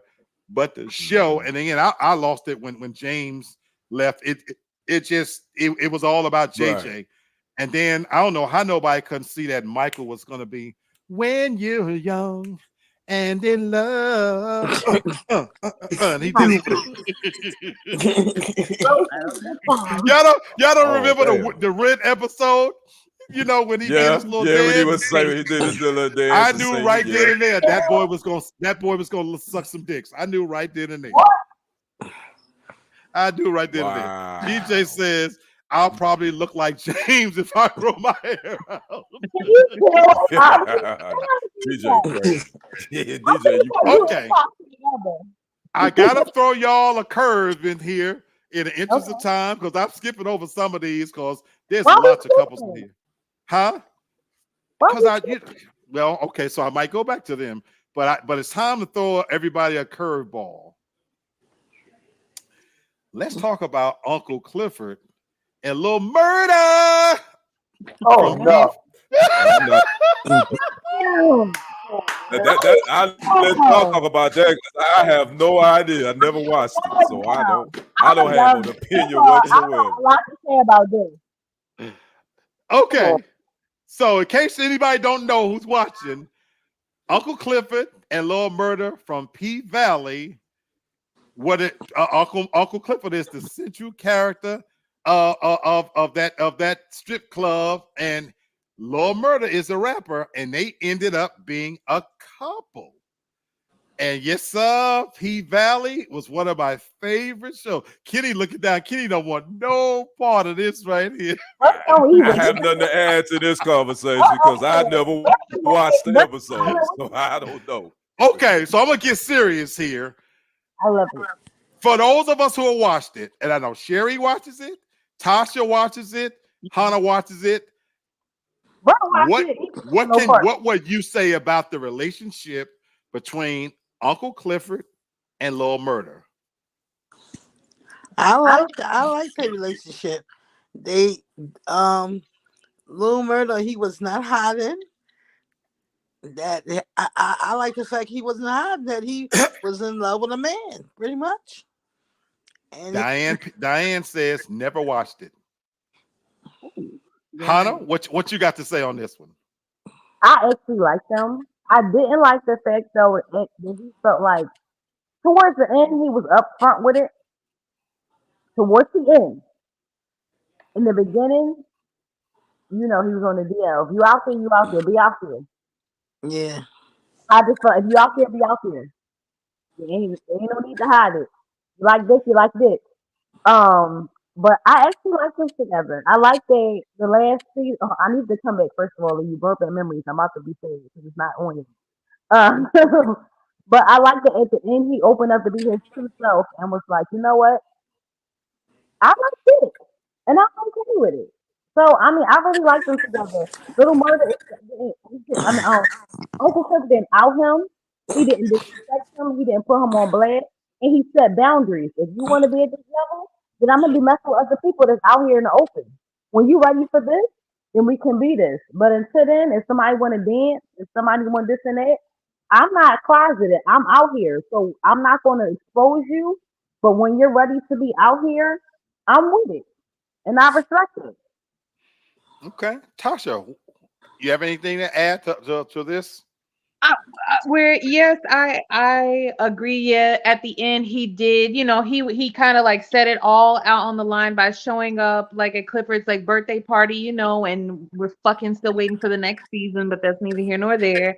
I like Yep. that. Like he finally showed like, okay, yeah, we're gonna do this, but at the same time, I think Clifford was also not wanting to be out in the open either because it's still Mississippi, it's still the South. You still like, you still like a big, tall, trans individual. Right, Like I don't think that he's all the way comfortable with it either. Just on the term of like for like the safety aspect of it, I right. don't think he's fully comfortable with it either. But yeah, the way it started was,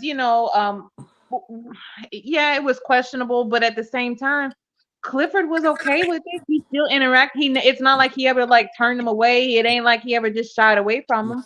And I also don't think that initially the way it started, I don't think that it was supposed to be a relationship. I think that they just kind of like found each other.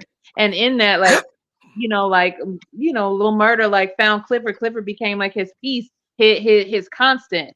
But I do think even when like they kind of like went the separate ways, like when they took that hiatus because of COVID and they were coming back, and Clifford wouldn't talk to, Lil Murder, kind of hiding, like when he first came over to the house, like with the grandmother and everything. I think that was kind of like the cowardly like way out. Like, go ahead, say what needs to be said, either be done with it or address it, but don't, like don't do that. Like don't hide from it. So Okay. I love your comments. For me, I agree with a lot of what you said, Tasha. I don't think it initially started out to be a relationship, nor was it supposed to be. And for me, I thought it was as realistic a depiction of what's going on, but we don't talk about it.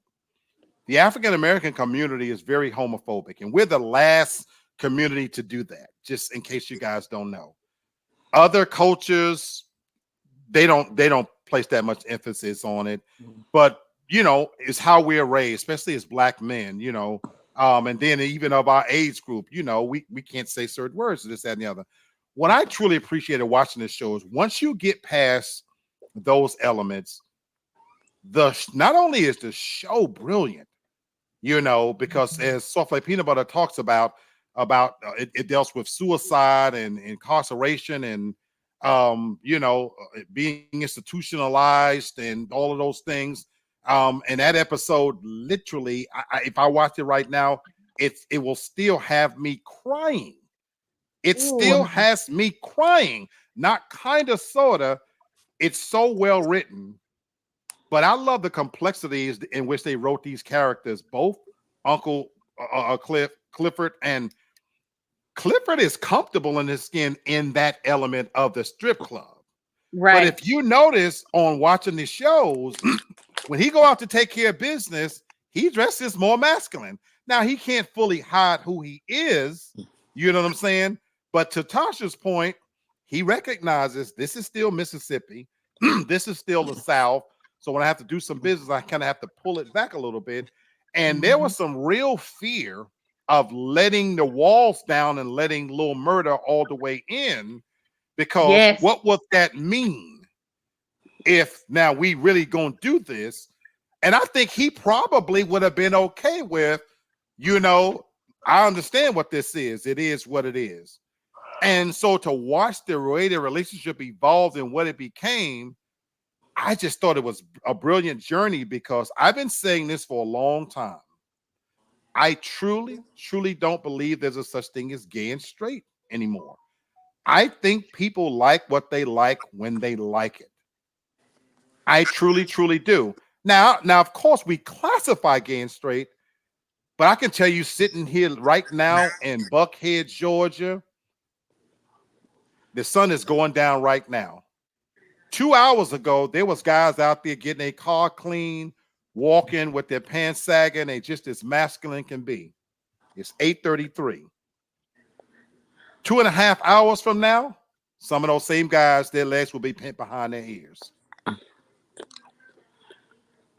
And I'm not saying that as a joke. I did a little experiment. I said to people, think about your city you live in right now. Hannah, Sherry, Tasha. If you went out at 6 o'clock, there's a different element in those streets than if you go out after 11. There's a completely different element. Me and Tasha, we run all our errands and we try to get in on Saturday because we know that there's an element that's waking up and about to go out right now. And of course, you got your party goers, this, that, and the other. But there's a different person getting gas at 6 o'clock at the QT gas station than getting gas at 11 or 12 o'clock. So it's funny how if you ever have to go to the gas station after hours, you know what you get, believe it or not? Hey, what's up, man? Yeah, what's up? You get those stragglers, because a lot of women like you guys who aren't club goers and party goers and homemakers, y'all are home, either with kids curled up for the night. Y'all get your TV show on. And when the guys who've been sitting around playing video games all day, and the guys who've been playing balls and playing cards and barbecuing, and now it's time to run these streets, there's a great percentage of them that's looking for something that ain't you. But they're not going to call it what it is, folks, because when you blot it up and you take it to the head, it is what it is. And we're the only culture that still has terms like down low and this, that, and the other. Because the reality is, people, when them doors close, people like what they like when they like it, and they don't want to own it when that sun come back up. And so I loved how this really showed the complexities of a modern day situation, because it ended here. All these fellows who go into the shake joints tonight, more than half them bitches in there who cracking it open, they don't even want men. They're in lesbian relationships. What? That's what they do. That's what they get paid for. They'll let you put the dollar up in there, but that's what they consider that what they do. And so there's a great many people that what they present and what they like is two completely different things. And I like how they show the complexity of this, because even in a scene like that says hardcore and a shake joint and this, that, and the other, there's a lot more going on than people want to know. Anyway, we're gonna move on to bring it back home. Read a couple of comments. Soft like peanut butter say, yes, in the club, he's very comfortable. I need to be that kind of flexible. I'm not joking either. Yes, they call it a night for a reason. Yep. And again, I'm telling you, I've been saying this for a long time, because I'm only in early now because the crime, and I've gotten older. But when I first moved to Atlanta and I still was clubbing and partying and shit like that, I was out there in them streets. So I was somebody that would stop to get my gas, and it's 11 o'clock because I'm headed to a club, a night spot. And it was so funny because that's when the conversation was different. If you go get your gas at 3 o'clock in the afternoon, walk right past you. Now it's 11:30. Hey, what's going on, man? What's up? Shit. They're looking for that one little slight invitation and see if you can give them just a head roll. And I've been in many a sports bar listening to karaoke, and 11, 12 o'clock, and it thins out, and the couples go home, and now it's a few of you sitting there. An amazing thing happens when it gets to be about after midnight. An amazing thing happens, I gotta tell you. But anyway, DJ says it's 2024. It's every race now. So it's the show like the Crying Game. No, it's not. It's just a very good story. Check it out. I think you'll be hooked on the very first episode. Softly Peanut Butter says, I love how they shine a light on the battle that goes on integrally with black men and being attracted to other men. And yeah, saying we just don't want to admit that really is a real thing. But anyway, let's jump into another couple, because I think we got a little heavy there for a second. One of your favorite couples, Tasha. Let's talk about Maya and Darnell. Man. From Girlfriends. Maya and Darnell from Girlfriends. Tasha, this is one of her favorite shows. That's mine too. That's the young love. That young love right there. Oh, but they had some things going. There's some things going on, brother. Oh yeah, it started young. Yeah, that's what I'm saying. True, very true, very. So that made for some interesting dynamics of the relationship. You and Tasha, talk about it, please. I think that to Kenny's point, yeah, it was young love, but I also think it was one of those things that, because neither one of them really had a chance to truly experience anything else, that they reached that point to where they both grew up and grew apart, but they eventually got back together, but they needed to experience something else in order to be able to, to come back together. But those two, they truly did love each other. They did. Now that as far as like Darnell goes, like, yeah, he had like a lot of say so over like what could and could not be done, and how he ran the house. Because it was him. It was up to him and running the house, and what their son Jabari could do and everything. But together as a couple, I like them. They faced some real stuff like together, and I mean even like her cheating on him, because it started out. We had a show a while ago where we did the emotional cheating versus the physical cheating. Right. It started out as an emotional, kind of affair that they were having, because Darnell, because she felt unheard by Darnell. And he wasn't trying to Right. hear her like in what she wanted to do. And it was that 80-20, she could get, that 20 of what she was needing at that time, but it cost her relationship ultimately.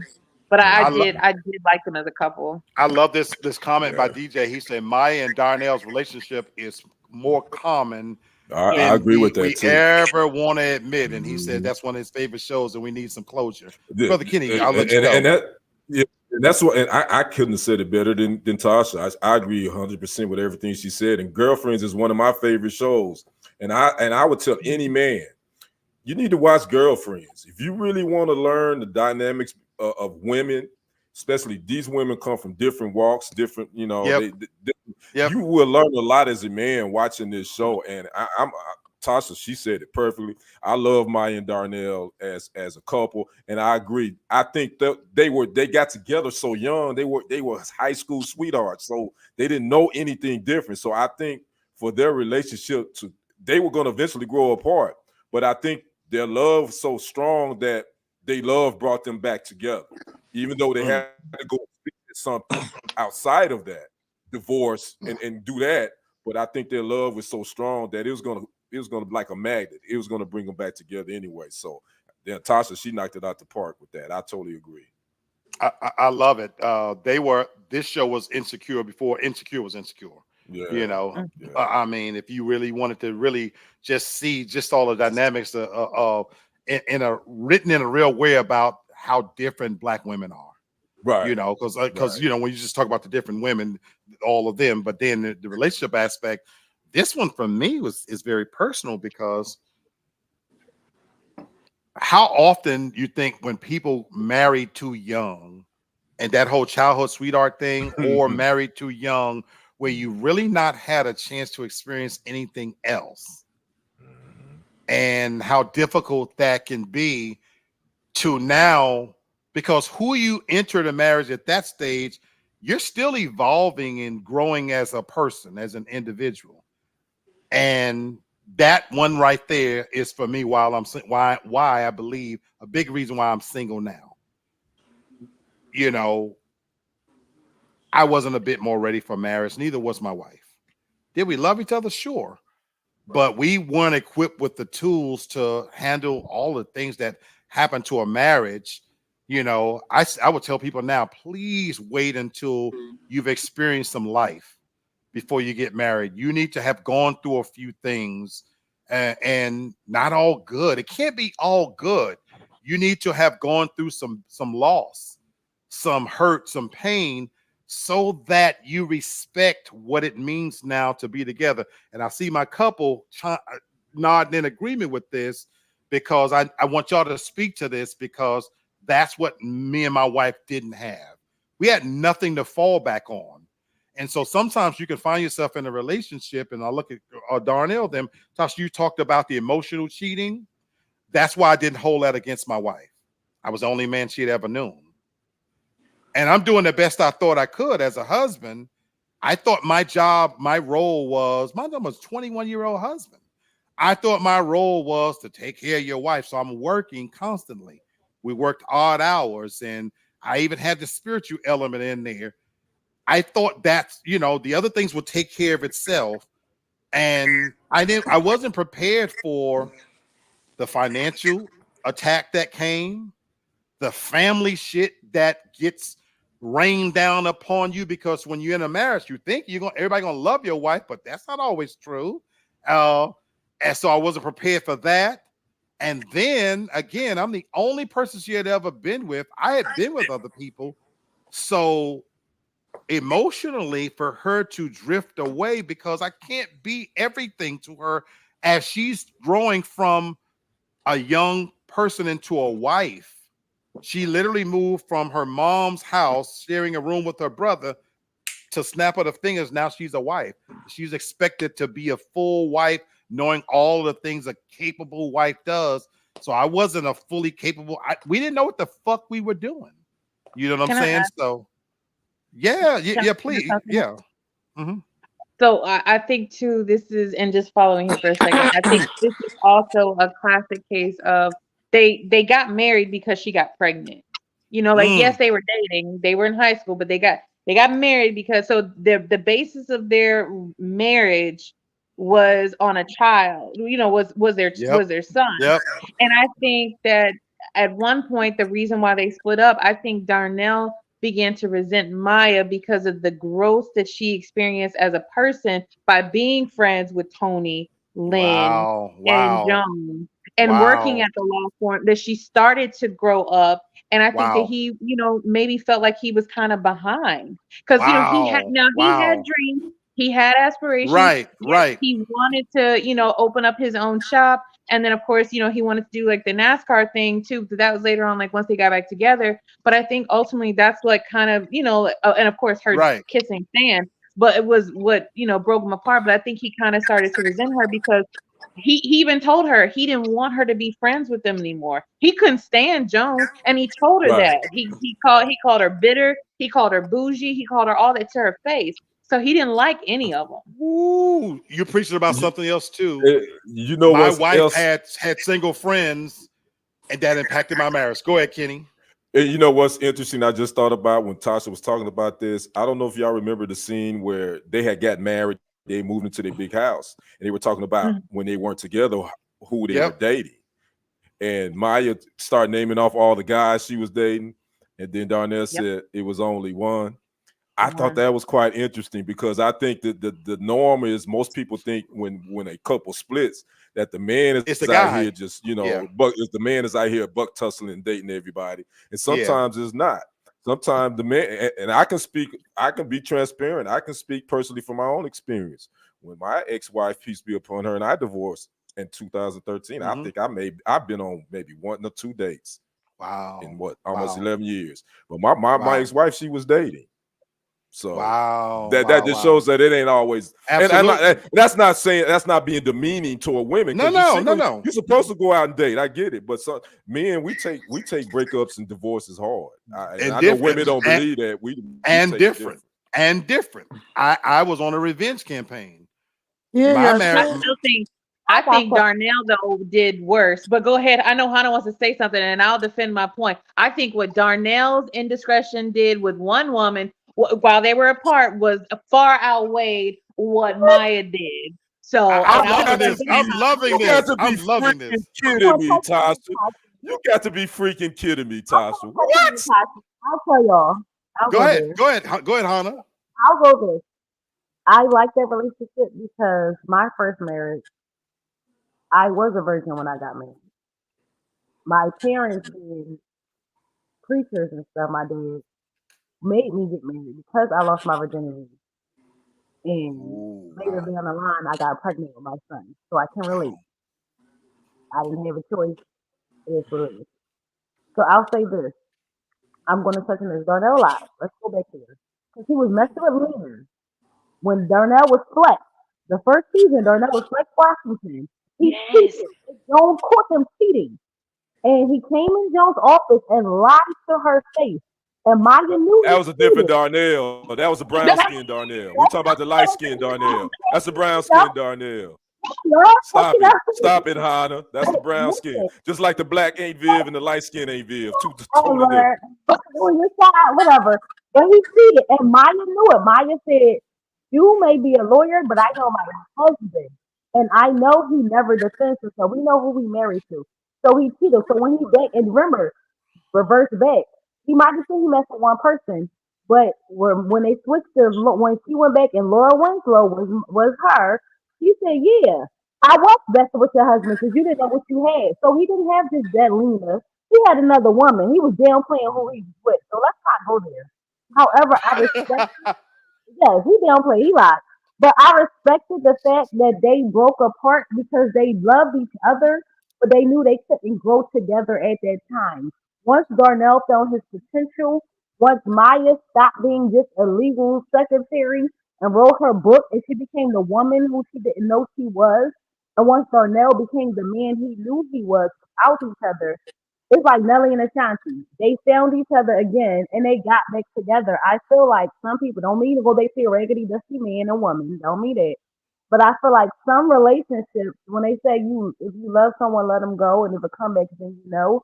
I felt like they were the definition of I love you, I should be with you, but I don't have the right mindset and maturity to be with you. So eventually they found their love back, and I actually respect their relationship.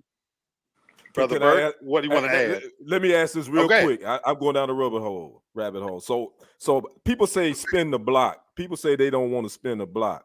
Is it okay? In this case, it was okay to spin the block, would you say, with Maya and Darnell, even though both had their indiscretions? Is it okay for Yes, them? It was okay for them to spin the block? yes.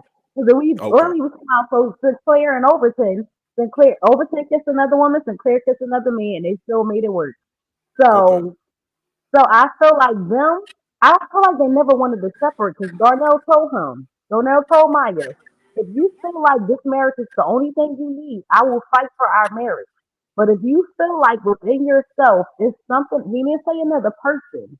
He said something, meaning she had other goals Right. and maybe Right. Right. outside of it. So I think he Gotcha. felt like he was kind of holding her back, not being a Mm, Martin, but mm, he knew he wasn't at the potential she was reaching because Tasha right. She made new friends. She found a career that she could do. She went back to school. She did things that he wasn't ready to do. Even though he wanted to open up his own shop, I think he felt like, I love you, but I don't want to hold you back. And if I stay in this marriage, I'm going to hold you back. I'm gonna let you end it, brother. Be wet. If you got anything to add, what you got to add, brother? Be wet. I think that, they got married under the wrong pretenses, and they didn't have enough life experiences. They didn't have enough wounds from life, and I think that I agree. he didn't experience. Well, he didn't get a chance to experience other people, and that's what people miss out on. When you don't experience those other events and experience other folks, you know what I'm saying? And you don't get a chance to build. You don't get a chance to build at all. So you don't know which you're missing out on what you don't need. That's why you should wait. I'm offended. I don't think you should wait. So I need to be more Well, serious. You should no, you should wait. You should wait. Oh Lord, I can now speak we for causing myself. arguments everywhere. Because I got married young, and I shouldn't have. Now, can I Me, picture me my life? neither. Me neither. yeah, I me picture too. my life about my boys. No, I cannot. There are two blessings that came out that situation, but Right. I had no reason on getting married that young. And my aunt, everybody, women tried to tell me don't do it because they already been there. They already knew it. But guess what? I was being young and stubborn, and that's what the case with them. They just didn't get a chance to really grow separately and then come together because they had those life experiences. But they tried to do the right thing. They had a child. They tried to go ahead and make it work, and it just didn't work out for them at that time. But you see what happened when they separated? Through all the nonsense, them cheating, whatever the case might be, no matter who was wrong and who was right, once they got a chance to be separate and then grow on their own and have those life experiences, they were able to come back more completed, and it became a better marriage in the end. So I'm gonna So, close. So I agree. So I'm gonna close by saying this. I I'm happy for them that as a couple that they found their way back to each other and they had a child. And on a personal level, for me, there was nothing for me to come back to because again, I took the coward's easy way out because there was no kids holding us together. Having said that, when I look at Maya, that raggedy bitch, she wanted something that was out there and had her listen to her friends got in her ear, and she went out there. She wanted to experience some strange, and then she found out again she had something good at home. Her friends didn't tell her to do that. They were I telling didn't her say they not told her. to do I it. didn't say they tell her. I'm just talking about. I'm not saying her friends. I said that raggedy bitch. I'm talking about that raggedy bitch. No, no, no. I said a lot. I said a lot. But okay, hold on. But I want to. We're going to get in one more real good one. DJ, she tried to come back. There you go. And I'm just more stubborn, DJ. That no, ain't no coming home.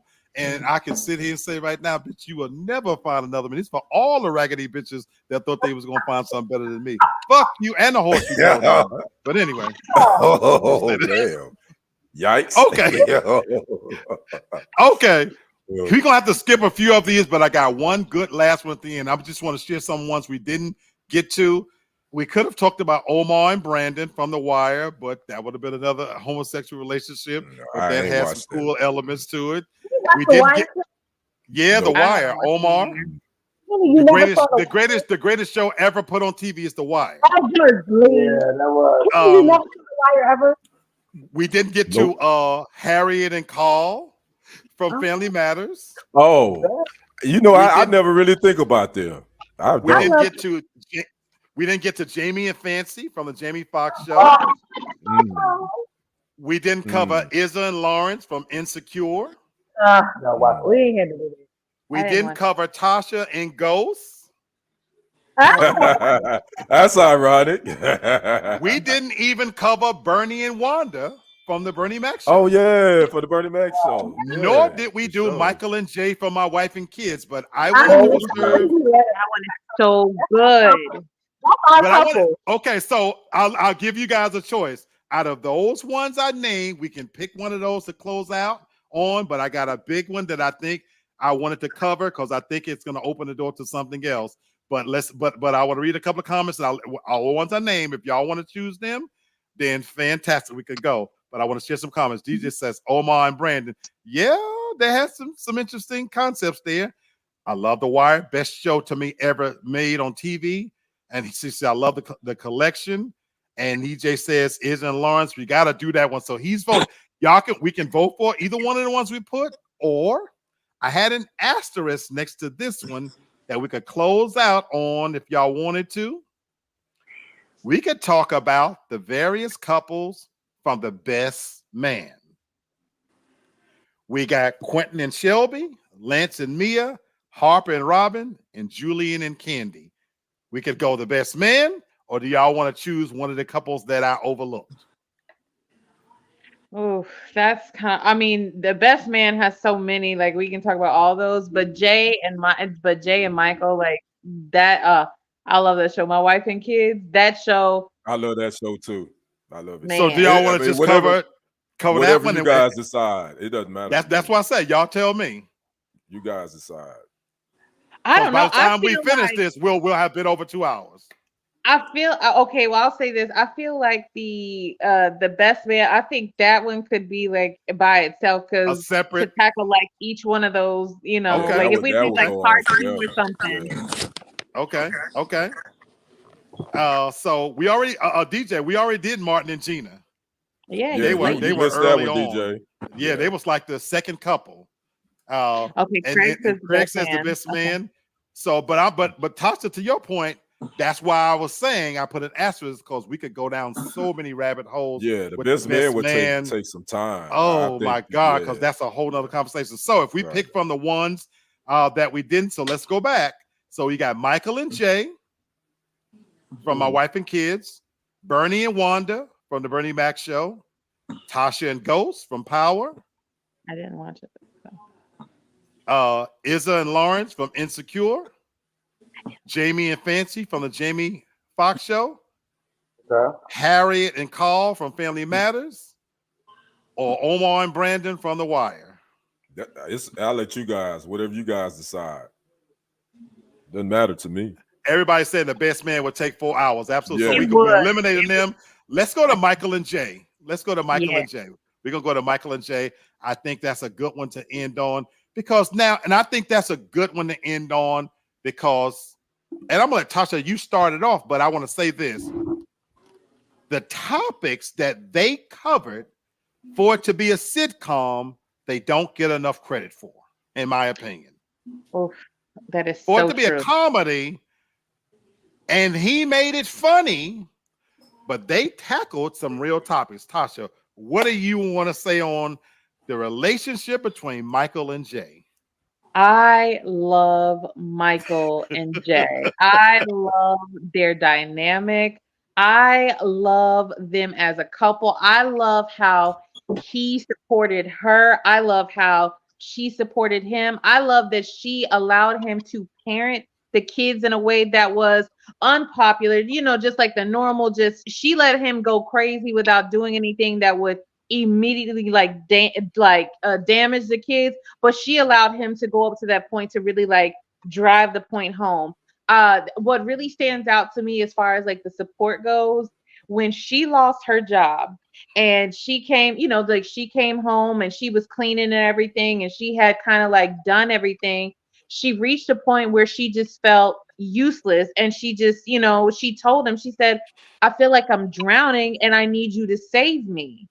And he always took so much care uh in understanding her, taking care of her, like especially emotionally. They went to couples therapy and everything, like Mhm. even though he hated it, he hated the therapist, he hated everything about it, but he would do anything for his wife. And I just love the way that he loved her, and how they blossomed together like as a couple. It was just it's such a good show. So, I mean, they have like a, like their teenage son, like their youngest son, the pregnancy, the relationship that they had like with their teenage kids, by not necessarily telling them like of course like we would like don't have sex and how bad it is, but they approached it more with, like, let us know so then we can have like an open, honest like conversation and a dialogue about this, because I want y'all to understand. We don't want you to be in the position that we were in. I just one of my favorite couples. DJ says one underrated show, as is all the way in shows, but Michael and Jay is how I envision marriage and kids. I agree Yeah. with you 1000%, That's DJ. what's up. Okay. That's what's up. Go ahead. Anybody want to comment as we end on this one? Anybody? Yeah, I agree 100%. When I say this is one of my favorite TV couples, and I had, my daughter is the only girl, so I know the Mm, double standards that they went with. I right. didn't. The fact that young pregnancy, the fact that she knew he was an entrepreneur and he was nothing, and he built that empire. Even though she got fired, she had her own career. I just love the fact that how many couples are now. You might not agree. Like I know he's an indoor, I'm an outdoor, but I know that he will. It's like he don't want to do it, but he will. So I Hmm. feel like that's a realistic marriage. They didn't always agree. Even when he kicked Junior out the house, which I 100% agree, because you're not gonna have sex in my bed if you want to have sex. Um, but I agree. I love the fact that they can disagree, and then he realized when he was wrong and came back. And even the episode that she was ignoring him and didn't pay attention, she realized her fault and came back and apologized to him, which is realistic in a marriage. To me, of all the couples we talked about tonight, they were more realistic because they both knew they had faults. They might have ignored each other at the time. Careers might be different, but at the end, they came together for their family and my wife and kids, which basically is what it was. And I actually respect. It was. I would agree with DJ. It was a very underrated show. I I hated. agree, Right. I Hannah. agree. That theirs was the most realistic depiction of all the couples for me. They dealt with things that normal, regular couples deal with: weight issues, decisions with children.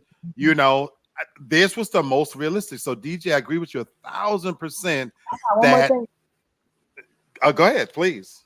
We actually went through when this. Well, she actually wasn't pregnant, but a girl who thought my son came from a certain amount of shoes, just shoes she had on. I probably shouldn't have brought them, but she pretended to be pregnant by my son. Literally, we went through this Mm, summer. okay. Wow. So when Wow. I say they were realistic, we Right. listened to certain things Right. that they went through. But even though she really was pregnant, but I went through. You remember how the parents was acting like that because they had money? So Yeah. I feel like they were so real, and I can relate so much to them. Gotcha. And I maybe I missed it. I don't know if I missed it, but I would say this: My Wife and Kids is one of my favorite shows too. I probably watch it tonight because I didn't watch it I watched 1,500 times, but I love it. But what I love about their relationship is that I think that they showed, far as couples, they showed that they were willing to go to counseling. And I can't recall any of the other sitcoms where they showed the couples even during conflict that they would go to, even though sometimes Michael would, he would kind of Yeah. kick back about going. he would go. You know what I'm saying? And so I thought that was cool that they showed that couples counseling is important for you to go. You know, you do that together and do it separately too, because they did it separately as well. They did counseling, you know, individually. So I think that was dope that they showed that, you know, in their marriage. Do you know I'm watching that now when I'm at work? I appreciate it more now than I did when it was on. I do too. I think it got by me because, again, me and Tasha was talking about this. There was this golden era of sitcoms at one point because we didn't even touch on the white sitcoms. We only focused on black sitcoms, to be honest. But me and Tasha was talking about this last night. There was just as many sitcoms with white families, you know, and we was asking each other, when we looked back at it, did you think about representation? I was like, no. If it was a good show, it was a good show. You know what I'm saying? Malcolm in the Middle, and you know, what's the one with the gay couple? Tasha, I forget. I can't think of it right now. But anyway, you know what I'm trying to say.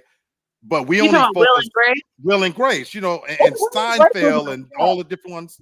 They had so many good sitcoms that this one here, My Wife and Kids, I honestly didn't appreciate it when it aired. Right. And it's weird that I'll be sitting here now at work and I watch episodes of it and I enjoy it more now than I did back then, and it's still relatable. I think you could say, damn, right. You know? I think you could say that about the Bernie Mac show too. I think a lot of times people don't really think about how great that show was too, as far as Bernie and Wanda's relationship. So I think more, you know, his death, I think, made people appreciate it more. Absolutely. You know, but leave it to Beaver. Soft like peanut butter. Soft like peanut butter. I do too. Me and Tasha had that conversation because we were talking about something else that, you know, a lot of times people, you got to have representation.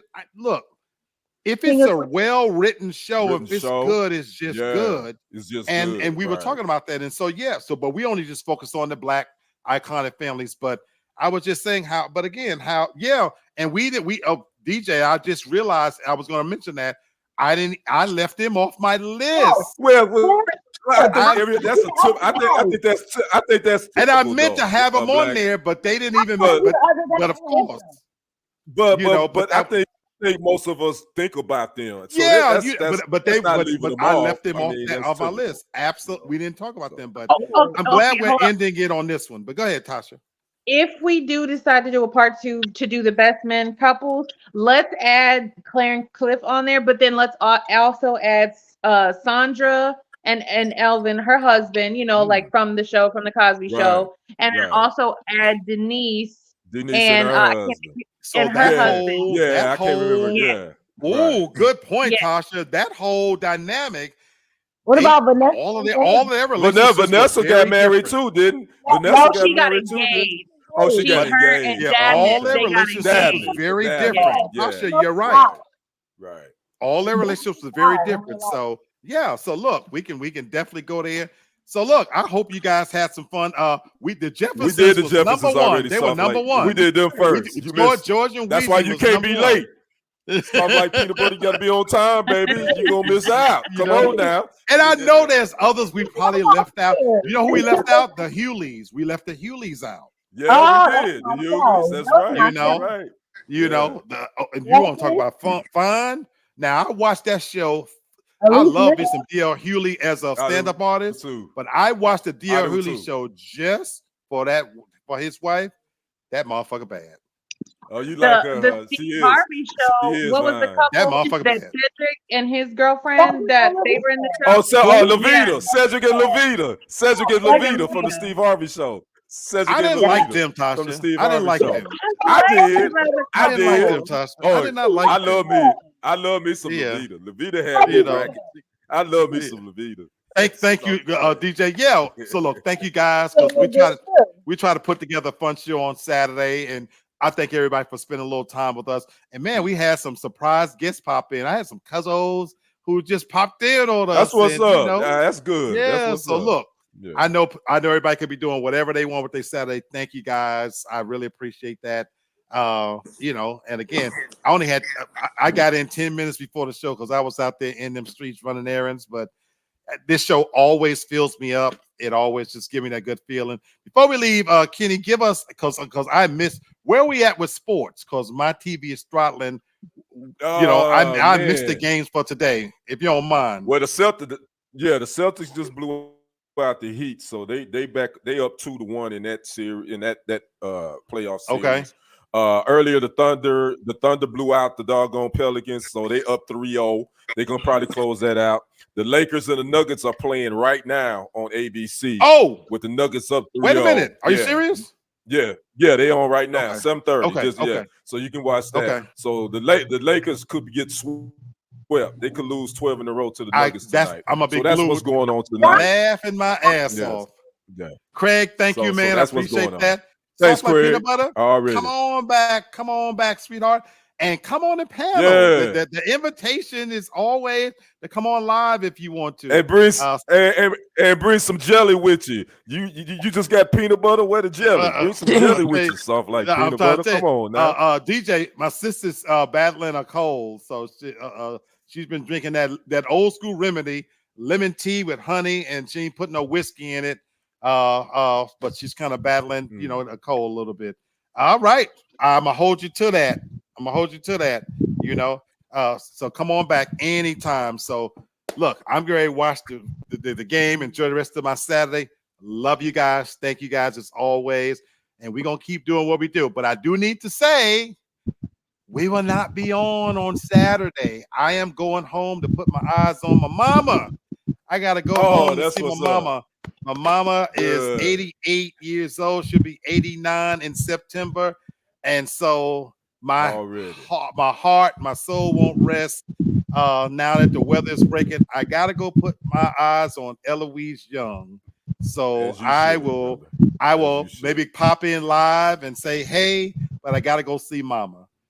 Soft Like Peanut Butter says, Kenny, I'm a peanut butter lover. I'm like peanut butter and jelly. Go ahead, baby. Don't make me now. Well, peanut butter all right. It's soft like peanut butter. It must be. I like peanut butter too. It must be jelly. It must be jelly because jam don't shake like that. That's what they say. It must be jelly because jam. What I want to know is does that peanut butter? What I want to know, peanut butter is does that peanut butter stick to the roof of your mouth? That's what I'm talking about.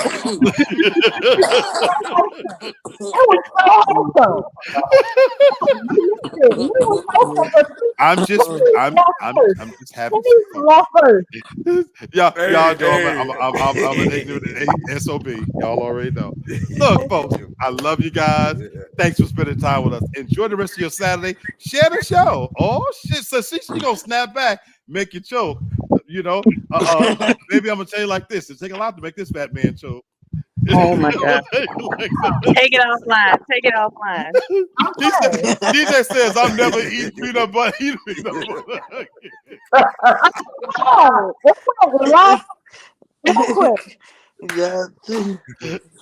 Y'all are crazy. Love this crazy group. As always, be good to yourselves, be good to each other, and always keep it real. Peace out. Enjoy the rest of your weekend. Later, y'all.